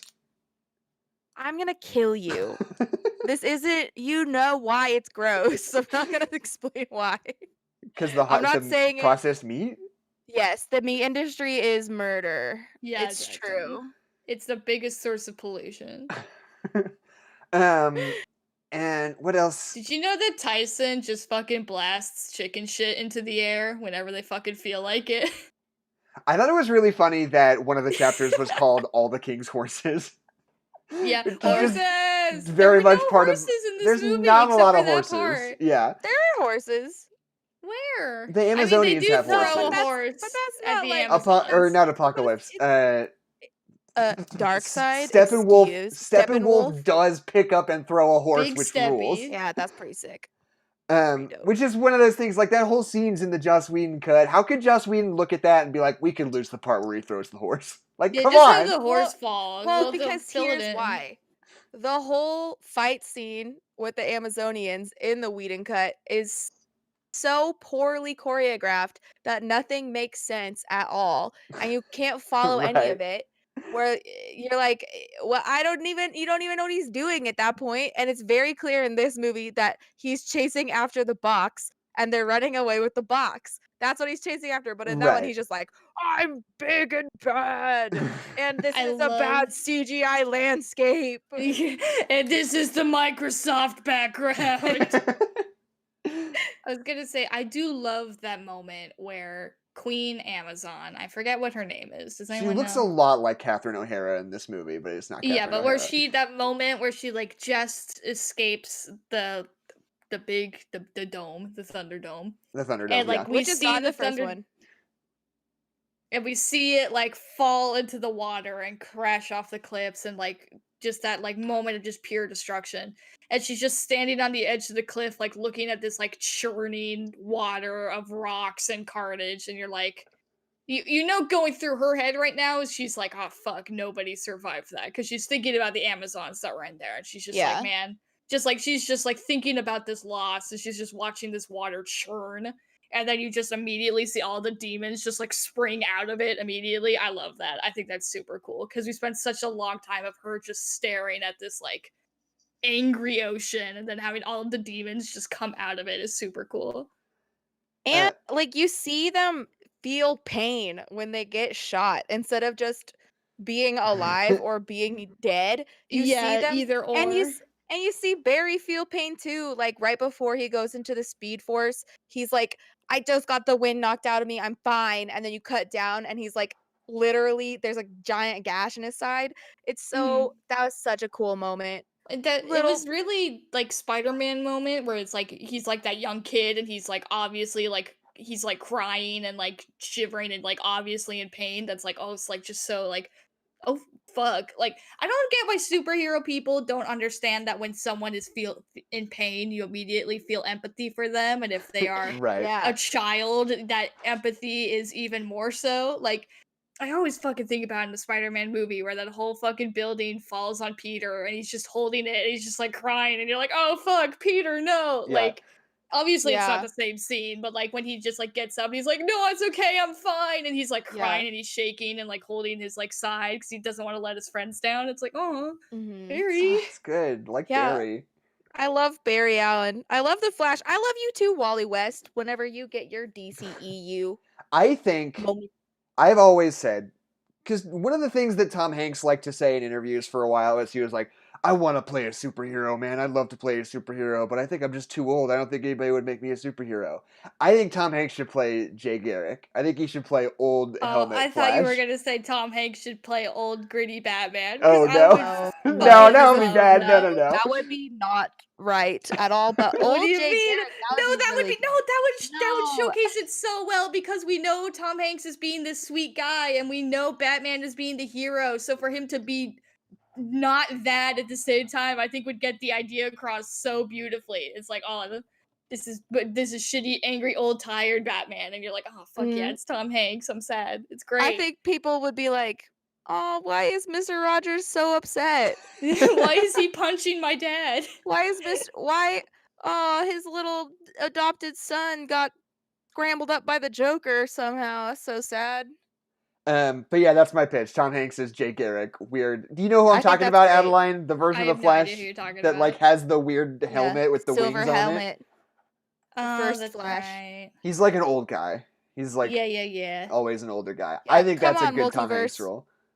They said multiverse in this movie, so They said the words. Googled, so I'm ready. To be fair, the Joker said them, so who knows? No, but Darkseid also, or some separate. Did he also? They were like, in all of the multiverse. Although I did just Google Jay Garrick, and the first thing that came up was. Fuck up, do you think? I don't think he was saying like literally you've been in different universes. I think he's just saying like of all the ways things could have turned out, how many ways do you think you fucked it up? Of all the gin joints in all the cities. But when I did Google Jay Garrick just now, one of the first things that came up under an image search is a Photoshop of Harrison Ford playing Jay Garrick, which I think is bad. Yeah, he's just too. I think he's a little too actually. I don't think Harrison Ford would have fun with that. No, I don't think so. I have to run. You're saying I have to run to be in this movie? Well, and like I think it would just be too much special effects for him. I think he would just like he's like, this isn't fun. Why am I in a morph suit? No, yeah, Harrison Ford would fucking hate it. Yeah. Stop making Harrison Ford do things he doesn't want to do. Just let him be Indiana Jones and move on. You want to know what I keep thinking about watching this movie? Is that like the whole time Barry Allen's like, oh, I'm in college, I'm a criminology major. And it always just makes me think of the fucking Flash TV show where Grant Gustin is like, I'm 19 and I'm a detective. 25. I'm the teen boy detective. Yeah. You're being dissuaded by the glee of it all. Even if he's 25, nobody's a police detective at 25 years old. He's not a detective. He works as he does the science part. He's an expert in his field. He's not an expert. No, he's not. Yes, have you watched the show? Yes, I have. He's a fucking like forensic professional. He does the forensics, but he's not number one. He's bad at it. They're always mad at him. That is not a job that anybody has at age 25, Kezia. Don't try to pretend. Listen, I'm sorry that you're pro cop. I don't know. I don't know anything about real life. Is pro cop. I also like the way that they sort of dial Alfred in this movie. Because one of the things that Adeline and I think is so funny about Batman vs. Superman is how genuinely miserable and angry Alfred feels at all times. How And much he like, fucking hates Batman so yeah, much. and like this movie is very much Just more the mad. like normal Alfred dynamic where it's like they Mhm. are deeply friends, but they like to razz each other, as opposed to like genuinely being bitter and angry, Yeah. And Yeah. he's doing so much stuff. I love seeing Alfred do all this stuff. If they I feel like love they have a Alfred and camaraderie. Diana's like dynamic. I think that's just so much fun. Where they're just like, I don't know, it's because like Diana doesn't feel like she's in charge of this guy, so they can just like be friends and like be funny. And she's like, "Do you want me to make you some tea?" He's like, "No, no, no, you can do it." Yeah. How are you doing That it? Are I you love doing it that right? scene. What are you doing? Like, I love that scene. It's so It's good. really good. I've been making tea for 40 years for this family. Can we talk about when Batman and Wonder Woman held hands for a second and they did that? Because I don't think that needed to be in the movie. I thought that was fun. Look, I Liked think it, that though. there is a very specific phenomenon. I'll speak to my experience as a man here. Okay. Which is that there's just a certain amount of just nervousness whenever you're around somebody who's really pretty, no matter what your But situation he's is. Ben Affleck. And He's ugly. there is a very visceral recognition to me of that. Not that it's like they like each other, they're gonna get together. Yeah. It's more like Uh, just an acknowledgement of that like fundamental weird sort of embarrassment of just like, oh fuck, no, god, now she's gonna think, oh god damn it, you just Yeah, like can't exactly. help Like but like it's not genuine romantic tension. It's like tension that people have. Like it's obviously like an they're just friends. acknowledgement. And they're Yeah. It's an acknowledgement of like how much space in a room Wonder Woman takes up just because of Yeah. like the way she is, and like if that happened to you, you'd be like, oh my god, I'm going to kill myself. Like I cannot. I have to. I'm Like, so sorry. Yeah. I it's just not like thinking like they're gonna kiss. Maybe it's like just an acknowledgement yeah. of like the presence she has. I don't know. I think in the world of movies, it's hard to like put in a scene like that, especially if it wasn't originally in the theatrically released movie. And then say like, well, we didn't want them to get together. It's just we like the scene. Like, I think that it just is another one of those like Snyder bloat things where you're like, I don't know if we actually needed to throw that in because it doesn't really add to the characters at all. I think Joss Whedon pushed way more for a Batman Wonder Woman romance than Snyder ever does. Because we have that Yeah, whole scene where he's like, I don't remember it exactly, but Like he's like, Steve Trevor. well, he's like, I'm old and I'm hurt. And she's like, oh, let me be the only human presence in this whole movie, the only one with any emotions. So there's like obviously romantic tension between them. And then they don't get together or do anything. And you're like, why are they having this whole conversation about their feelings and their emotions? And then it's bad. There's so much like pushing them together for no reason. And then in this movie, like that moment, like because so much of the rest of their relationship is just like business and like allies and like doing things together, and like obviously there's that tinge of like because we're bringing the family together, like obviously they like each other and they care about each other and they're passionate about what they're doing. But like I don't know, like I agree with Jackson, like it didn't seem like it seemed like the like tension that you have to get out of the way of like intergender relationships of like, yeah, we're not getting together, and it's like, okay, great, like right. this is Yeah. awkward, we're over it, okay, that's great. Yeah. I just feel like that there wasn't any tension until they introduced that, but maybe that's just me. But I think that got rid of the tension completely when that scene happened. It was like when they were like, "Oh, sorry, no, it's good, you're good, No, it's for fine." me Like that that made me Yeah. think it's like, "Oh, they're not That's getting funny, together." Like too. the tension's No, gone. for It's me great. that added to like before I was just like, oh, maybe it is because I watched the movie right before and that wasn't there, and so There's I so much more romantic tension like in that noticed movie. it. Yeah. Right.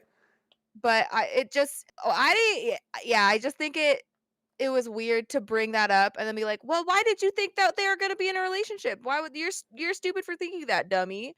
When they like added a scene that was specifically meant to add in the tropes of, oh, our hands touched, you know. Well, let me take a look at the record, and looks like Kezia is outvoted 2-1. So looks looks like that like scene's good. I Actually, don't know if that's Yeah. actually how that works. I You're think just that objectively wrong. no, yeah, it seems like I we've would looked at the say court. that I most likely have much more experience in the romedy comedy genre, so I have experienced and witnessed these tropes far more often than you have. So I am much more qualified in dissecting such scene.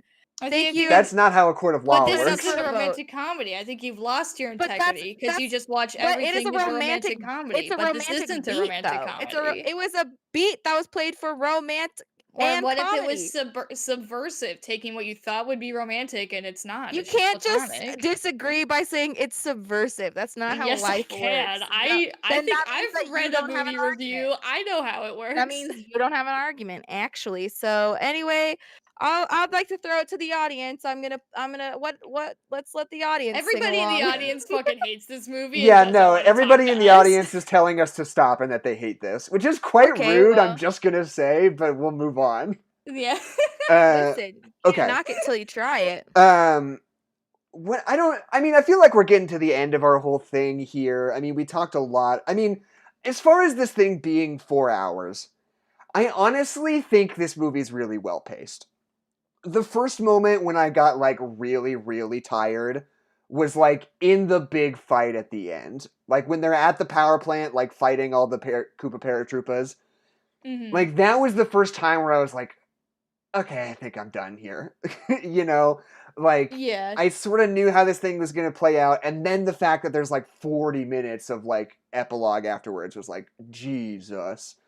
Yeah. But like honestly, up until then, I mean, the first like basically 3 hours of the movie, I was just trucking along. I was like, yeah, like I knew it was going to be a long movie, and I was mentally like it's prepared not a for surprise that it's 4 hours. Yeah. Like everybody knows how long this movie is. I've And always said that a movie should be under 2 hours or over 3 hours, and nothing in between is acceptable.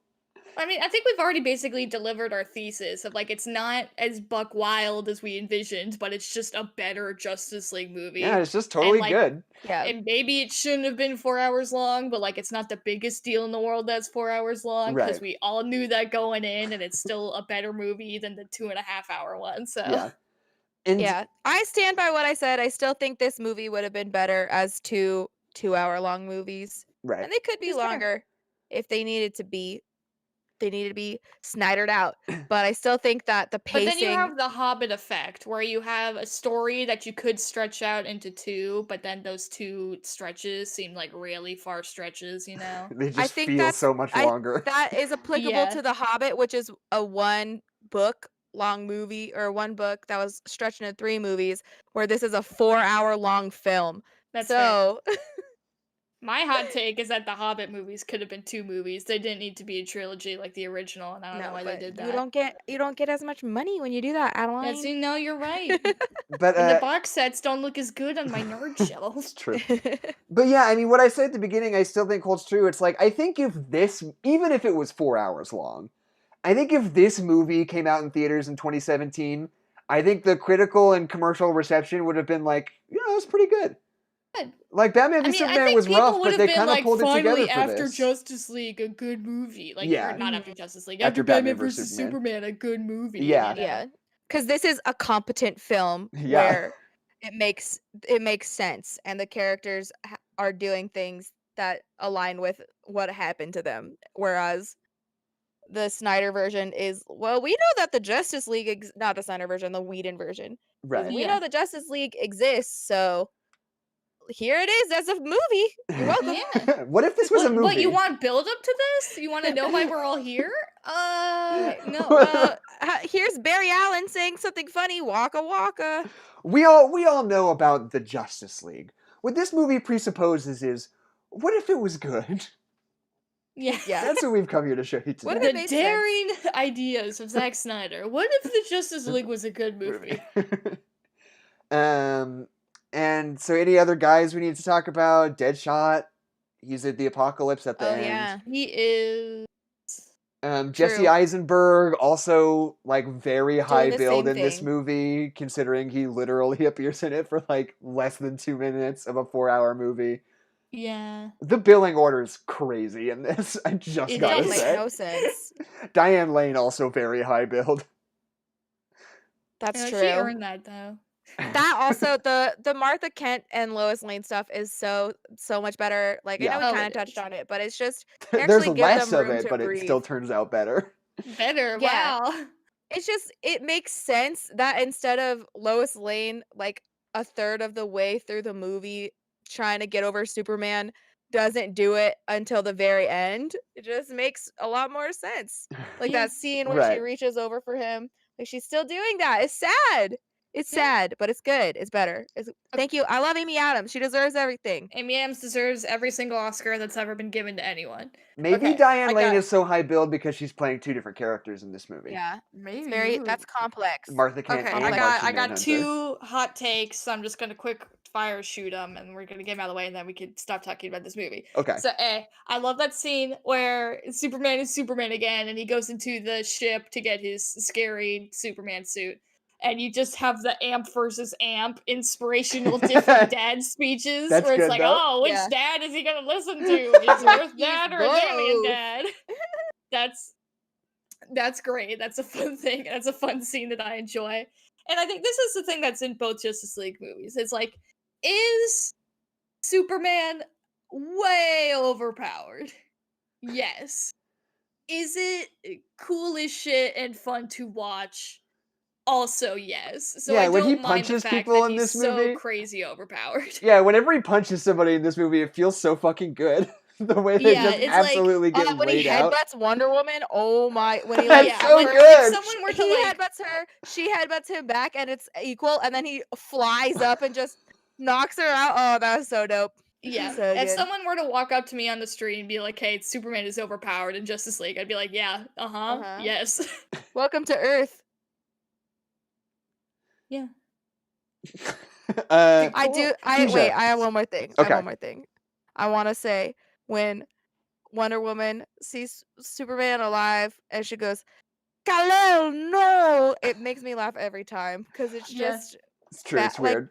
Just let her say Clark. I know that she's going with the "you're a Kryptonian son" angle, but he doesn't even know that. Yeah, I think anchoring him down to being a human being and calling him Clark Kent because that's his name that he knows would be helpful, and also would help Gal Gadot out with her accent because going Kal-El, no, it just makes me giggle. I don't know why. I don't know. How does she even know his Kryptonian name? Like, I don't get that. I don't know. Because she's like a mysterious like that. She's been around. She's a historian. She's old. Kal-El, no. Hey guys. So I don't know what's up with your guys' cut of this movie, but I actually went into the deep code of the Snyder cut, and I found some really creepy like YouTube inner coding, and I followed the coding and I put it into my computer. And this podcast episode is going to be longer than the Snyder cut. And I clicked onto the website, and it led me to a different thing, and and it was like Superman's face, but it was like all red. You do the same one every time. Superman was in all black, and it's always really that the bat turns red. Melted. And my computer just kept melting through my table and then through the floor, and then and then went to the center of the earth, and then the world got tipped over and exploded. The world tipped over. Anyway, welcome to Creepypasta Book Club. I have a really short one today that I think we will enjoy thoroughly. I'll just let you read right through that guy. It's very short, I swear. It's also it's very good. It feels very on brand for the episode today. Okay, let's go. If Discord would open, please, that would be amazing. There we go. But yeah, it's Clark, like no. Okay, I guess I'll just read this and then we can get back into our closing thoughts. This creepypasta is called An Odd Occurrence at the Train Tracks. Okay, it is quite short, thank you. It's very short. Edwin was widely considered to be one of the better actors of his time. Some even called him the best overall. With a healthy theatrical love for Shakespeare plays, he found any chance he could get to get involved in one. A contestant among critics to be the finest Hamlet that there ever was and ever will be. That was just a weirdly constructed sentence, I'm sorry. Yeah, welcome to creepypasta.com. That happens a lot. After being selected out of a few other popular performers for a role, as well as a visit to... Hold on. This is a real challenge. After being selected out of a few other popular performers for a role, as well as to visit his sister, he eagerly awaited at the train station. I'm thinking really hard about what the fuck that means. I guess he's getting on the train. So he got picked to play Hamlet, and he's gonna go visit his sister. He's gonna go visit his sister. But he has to get on the train to go do those things. This is a short creepypasta, but it's gonna take me an hour to read it. Yeah, that's what they're like. It's like in high school, and you pick a book, and you're like, it's the shortest one, and it's because it's like written in code, and you have no idea what it's. Yeah, you have to put it through 3 different. You're like, oh no, this is the Matrix. Tricked you idiots. It was loud and populated with people, the air being filled with the noise and chatter among the others there. The day was chilly and filled with rainfall, making the station having an almost white noise sound around it. Bars. When the train finally arrived, the crowd was all too anxious to get on the train and hurtled towards it, pushing a young college student near the edge of the platform. He struggled to keep his footing and stumbled onto the tracks as he lost his balance. Edwin, having witnessed this from the corner of his eye, yelled at the conductor to stop the train, but the man was unable to hear him over all the frantic noise, and it was already too late for him to do so. The train began to move, and towards the young man who was now trapped between the carts. Okay. After waiting... So sad. So wait, he fell onto the tracks in between 2 different train cars? Apparently. I guess. I fucking guess, dude. After waiting for certain doom as the wheels began to turn before him, like 10 minutes, the man closed his eyes before suddenly being lifted and helped off the tracks quickly. The scholar recognized Edwin and called him out by name as he was lifted from the train tracks, the carts passing by as he was saved from death, lifted by the collar of his shirt. They looked at each other briefly, silent, before the schoolboy thanked him. After saving his life... Thanks, mister! After saving his life, after a quiet moment, Edwin introduced himself to the boy, who in turn revealed that his name was Robert. They would never see each other again. In a matter of a few weeks after the incident, the President of the United States was murdered in the White House, and in an event that shocked the world and nation. The actor was the brother of John Wilkes Booth, who assassinated the student's father, Abraham Lincoln! End of story! What? Wait. What?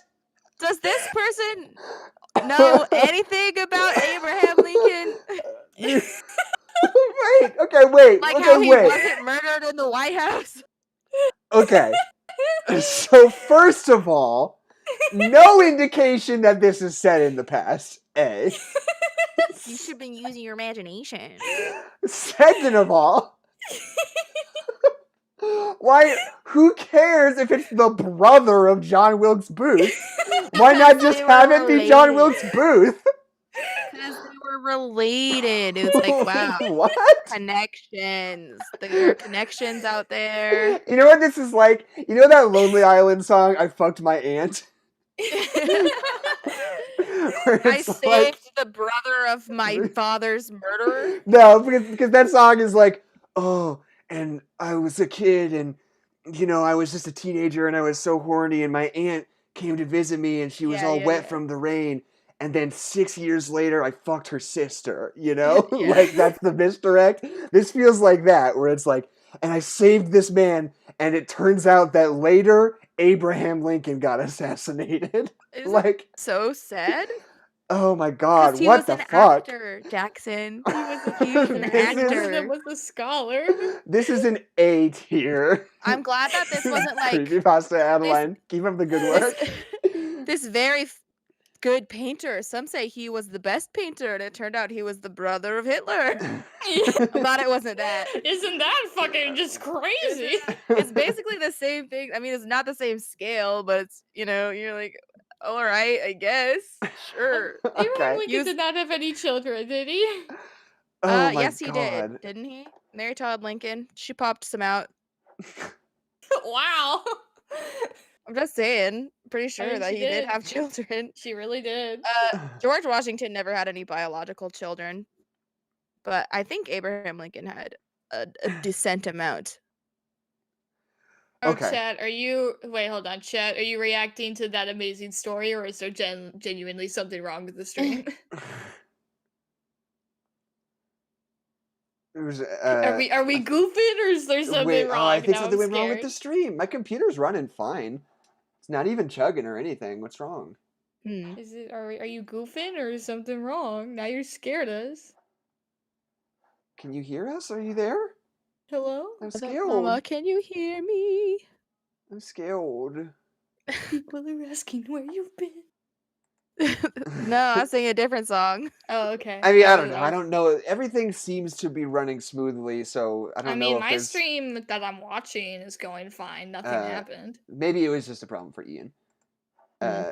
Oh, no, they're just talking about the story. goofing. Okay. We're good. God damn it. Okay.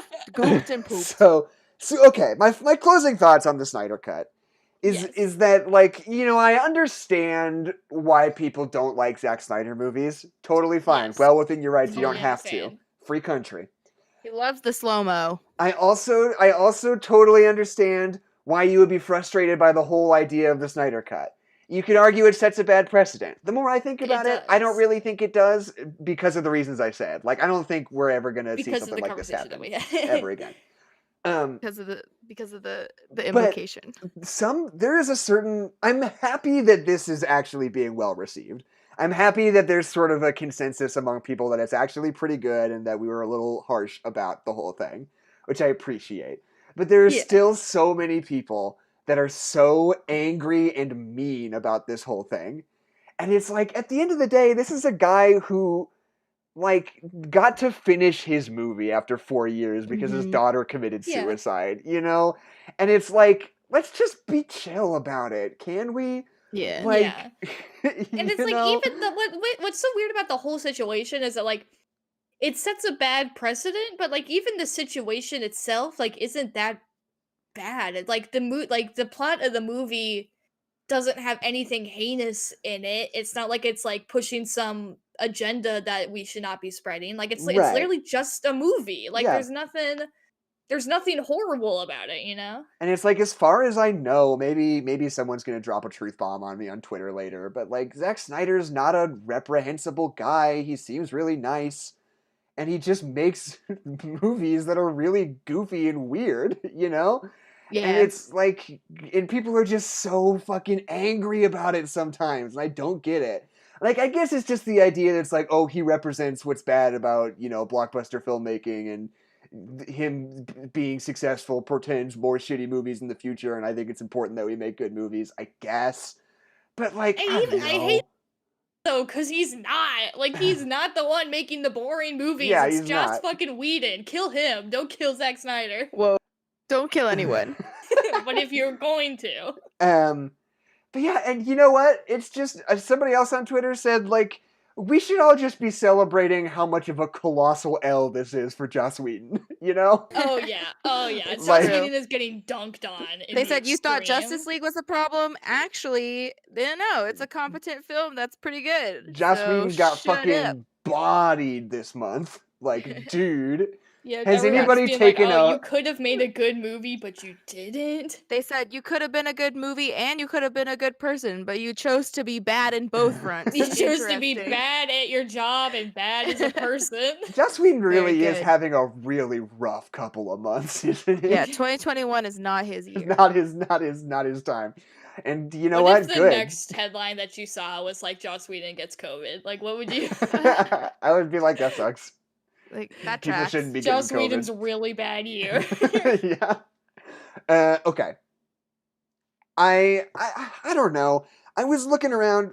I'm gonna keep looking around for a funny review. I found one that I think I kind of like, but Kezia, why don't you start pitching, and then I'll I will. Welcome to the baseball game, ladies and gents, and non-binary friends. Bents. And pals. Bent. Anyway. Thank you for listening. If you would like, you should come join us in our Discord, which the link is in the description. We have a lot of fun chit-chatting about lots of different stuff there. You can follow us at No Nerds Pod. You can follow Jackson at Jepperpack. You can follow Adeline at Holla Backhorse.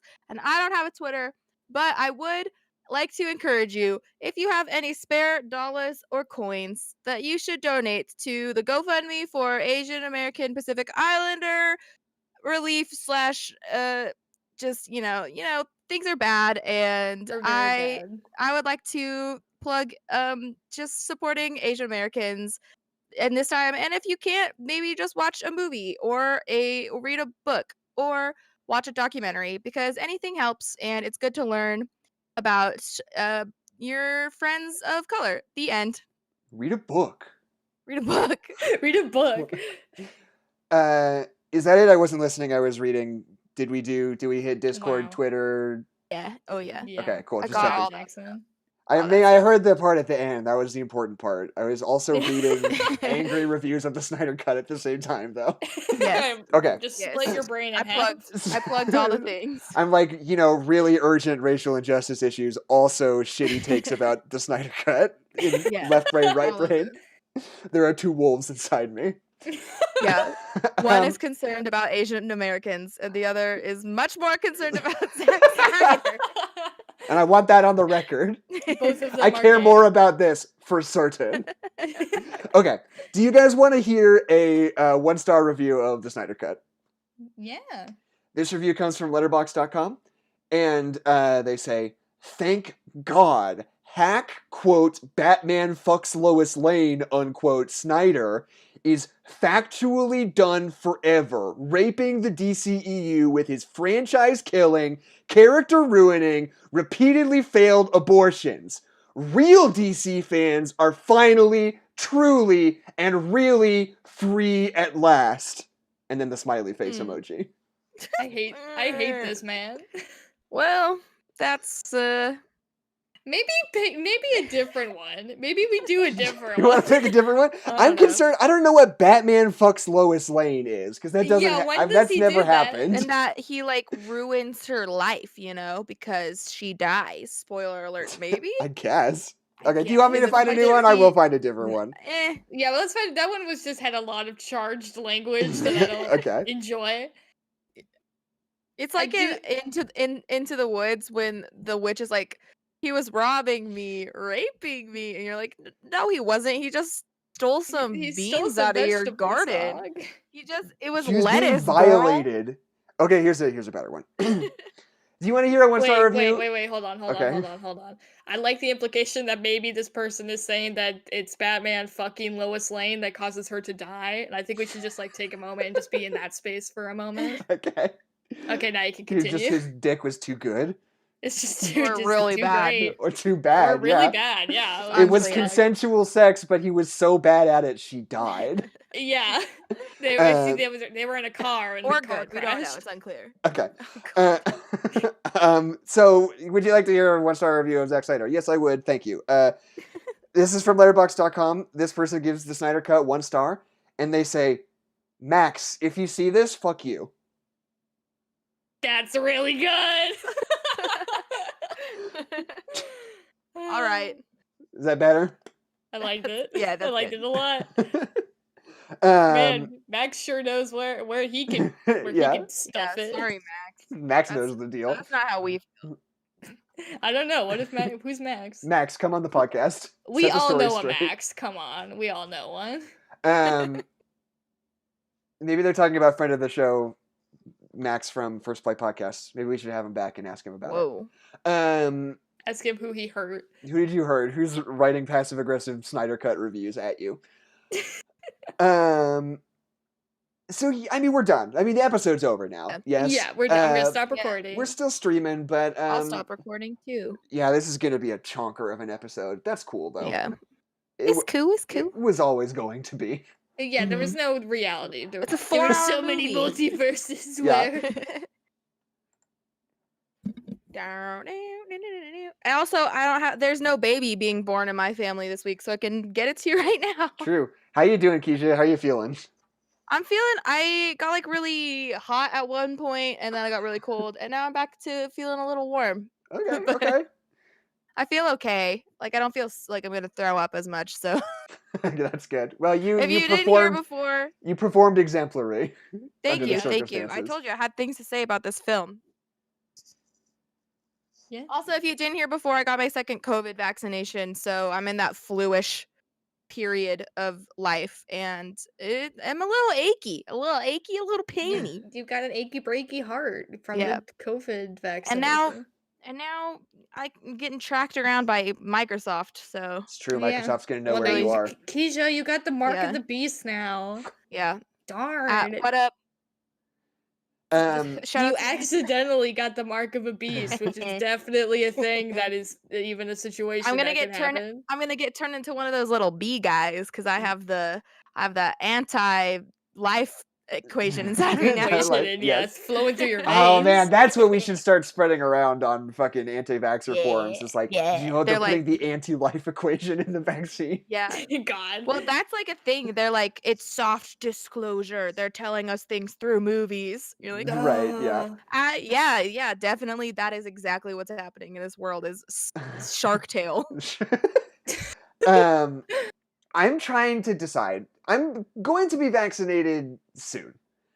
And there's a really good chance I'll have my first COVID shot by the time Godzilla vs. Kong comes out and we do our episode about it. But a pretty low chance that I'll have both of them. And I'm trying to figure out whether I'm going to go see Godzilla v. Kong in IMAX under those circumstances or not. And I'm thinking I might do it. I don't know.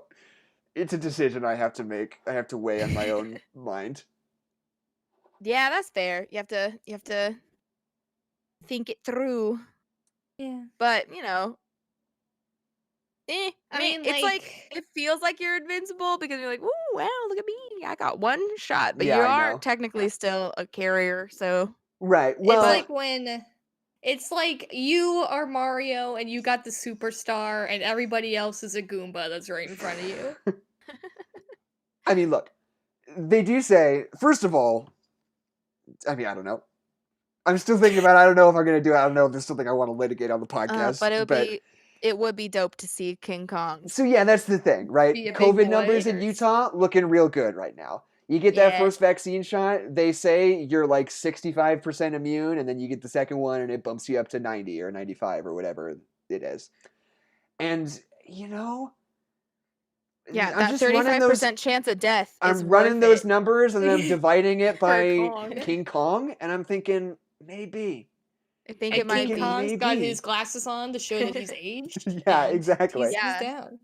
You're like, this is a distinguished gentleman. We'll see. We'll He see. ain't no child. We'll see how we feel. We'll check the vibe at the time. We'll see what happens. I mean, you tried one time, so it might be worth another shot. Yeah, and I mean that one time I tried was when COVID numbers were actually quite bad. Yeah. And I left halfway so through it's because I better. was like, Things are better COVID now. numbers are bad, so I'm not gonna. Anyway. The story is that I went to try to go see News of the World in theaters in like January, and I was like, maybe I can get like a super empty theater. I was trying to get like a very empty theater with like maybe one or two other people in there. And when I bought my tickets, there was nobody who had bought tickets there. And then when I sat down, like 8 people showed up and just started like chowing on popcorn without masks. And I was like, no. And I just fucking left. I got a refund. I was like, I can't watch Tom Hanks under these circumstances. I don't want to die watching Tom Hanks. I want to watch Tom Hanks die in space. But now I feel like, especially in that giant IMAX theater, I feel like I can swing something. I feel like I can make something happen. I don't know. We'll see. I might not do it, but I might do it. We'll see. Yeah. I mean, I'm rooting for you. I think it's worth it. Bring the IMAX perspective. Okay. If that's the last movie you see, that's not bad. Yeah, I mean, truly, I like those odds. Gotta watch a big lizard and a big gorilla. I get to the pearly gates and I'm like, oh my god, it was so fucking sick when Kong got that big spear. Yeah. And when he built a gun out of trees. And when he ran across the Golden Gate Bridge. St. Peter's like, that was pretty fucking sick. Come on in. And when Godzilla says, get your hands off of me, you damn dirty ape. It was great. Yeah. And then I get to heaven and I realize that heaven was actually just the experience of seeing Godzilla v. Kong in IMAX. Yeah, and then it's just Jesus and he's got a big big sign that just says psych. Yeah, but he's like, also, isn't this actually pretty good? Pretty good. Don't you like it? Pretty good, right? Jesus is like, hi, I worked really hard on Godzilla vs. Kong. I hope you liked it. That's one of those Steve McQueen intros. Yeah. Hi, I'm Jesus H. Christ. I really hope you director of Godzilla vs. Kong. Godzilla vs. Kong. Or you like die right before you're like, COVID have succumbed to my illness. I get got and then by you COVID. get to heaven, and Jesus is like, you didn't think we'd have Godzilla vs. Kong here? Come on, buddy. It's true. Idiot. Either You've way, got you're all of watching them. it. That's true. Maybe I should just wait until I die to see Godzilla vs. Kong. Yeah, Yeah. it's gonna be better when you watch it in heaven. Right. Let's be real. It's That's true. gonna be the peak experience. Yeah, the screen's the size of the Grand Canyon. It's very big. It's a big crack. It's kind of hard to Big- see all the yeah, it's details. It's You get weird to- shape for a TV. They've got It's on the 4DX. Atlantic Ocean. They've got Oh, 4DX. no, You but- get to be Kong. The screen is too Oh, big. yeah. You can't actually see all of it. Oh no, this is actually hell. Wait, would you rather No. Would you rather be Kong or be Godzilla? I would Kong. rather be Kong because I feel like I would have more mobility. I'm a little I freaked would out feel by the more like idea a of person. I the feel amount like of mass yeah. that Godzilla has. But you don't have fire breath when you're King Kong. But I can build a But gun I out can of use trees. tools, Kezia. We've been over this. I know, but I want fire breath. I already can use tools. I know how cool that is. It's fine. Build a gun right now, Kezia. Using tools isn't all it's cracked up to be. To Using be tools honest, is aight, but you know what's even more aight? Fire breath, okay? Build nuclear breath. I'm just saying. It would be fun, okay. but Good night, everybody. I think we're done. Okay, Jackson's done. Yeah. Keisha's sick. Let's let her heal. It's thank you. Like And then Keisha I'm gonna go live. watch Kong versus Godzilla on the big screen. Hell yeah. Okay. We'll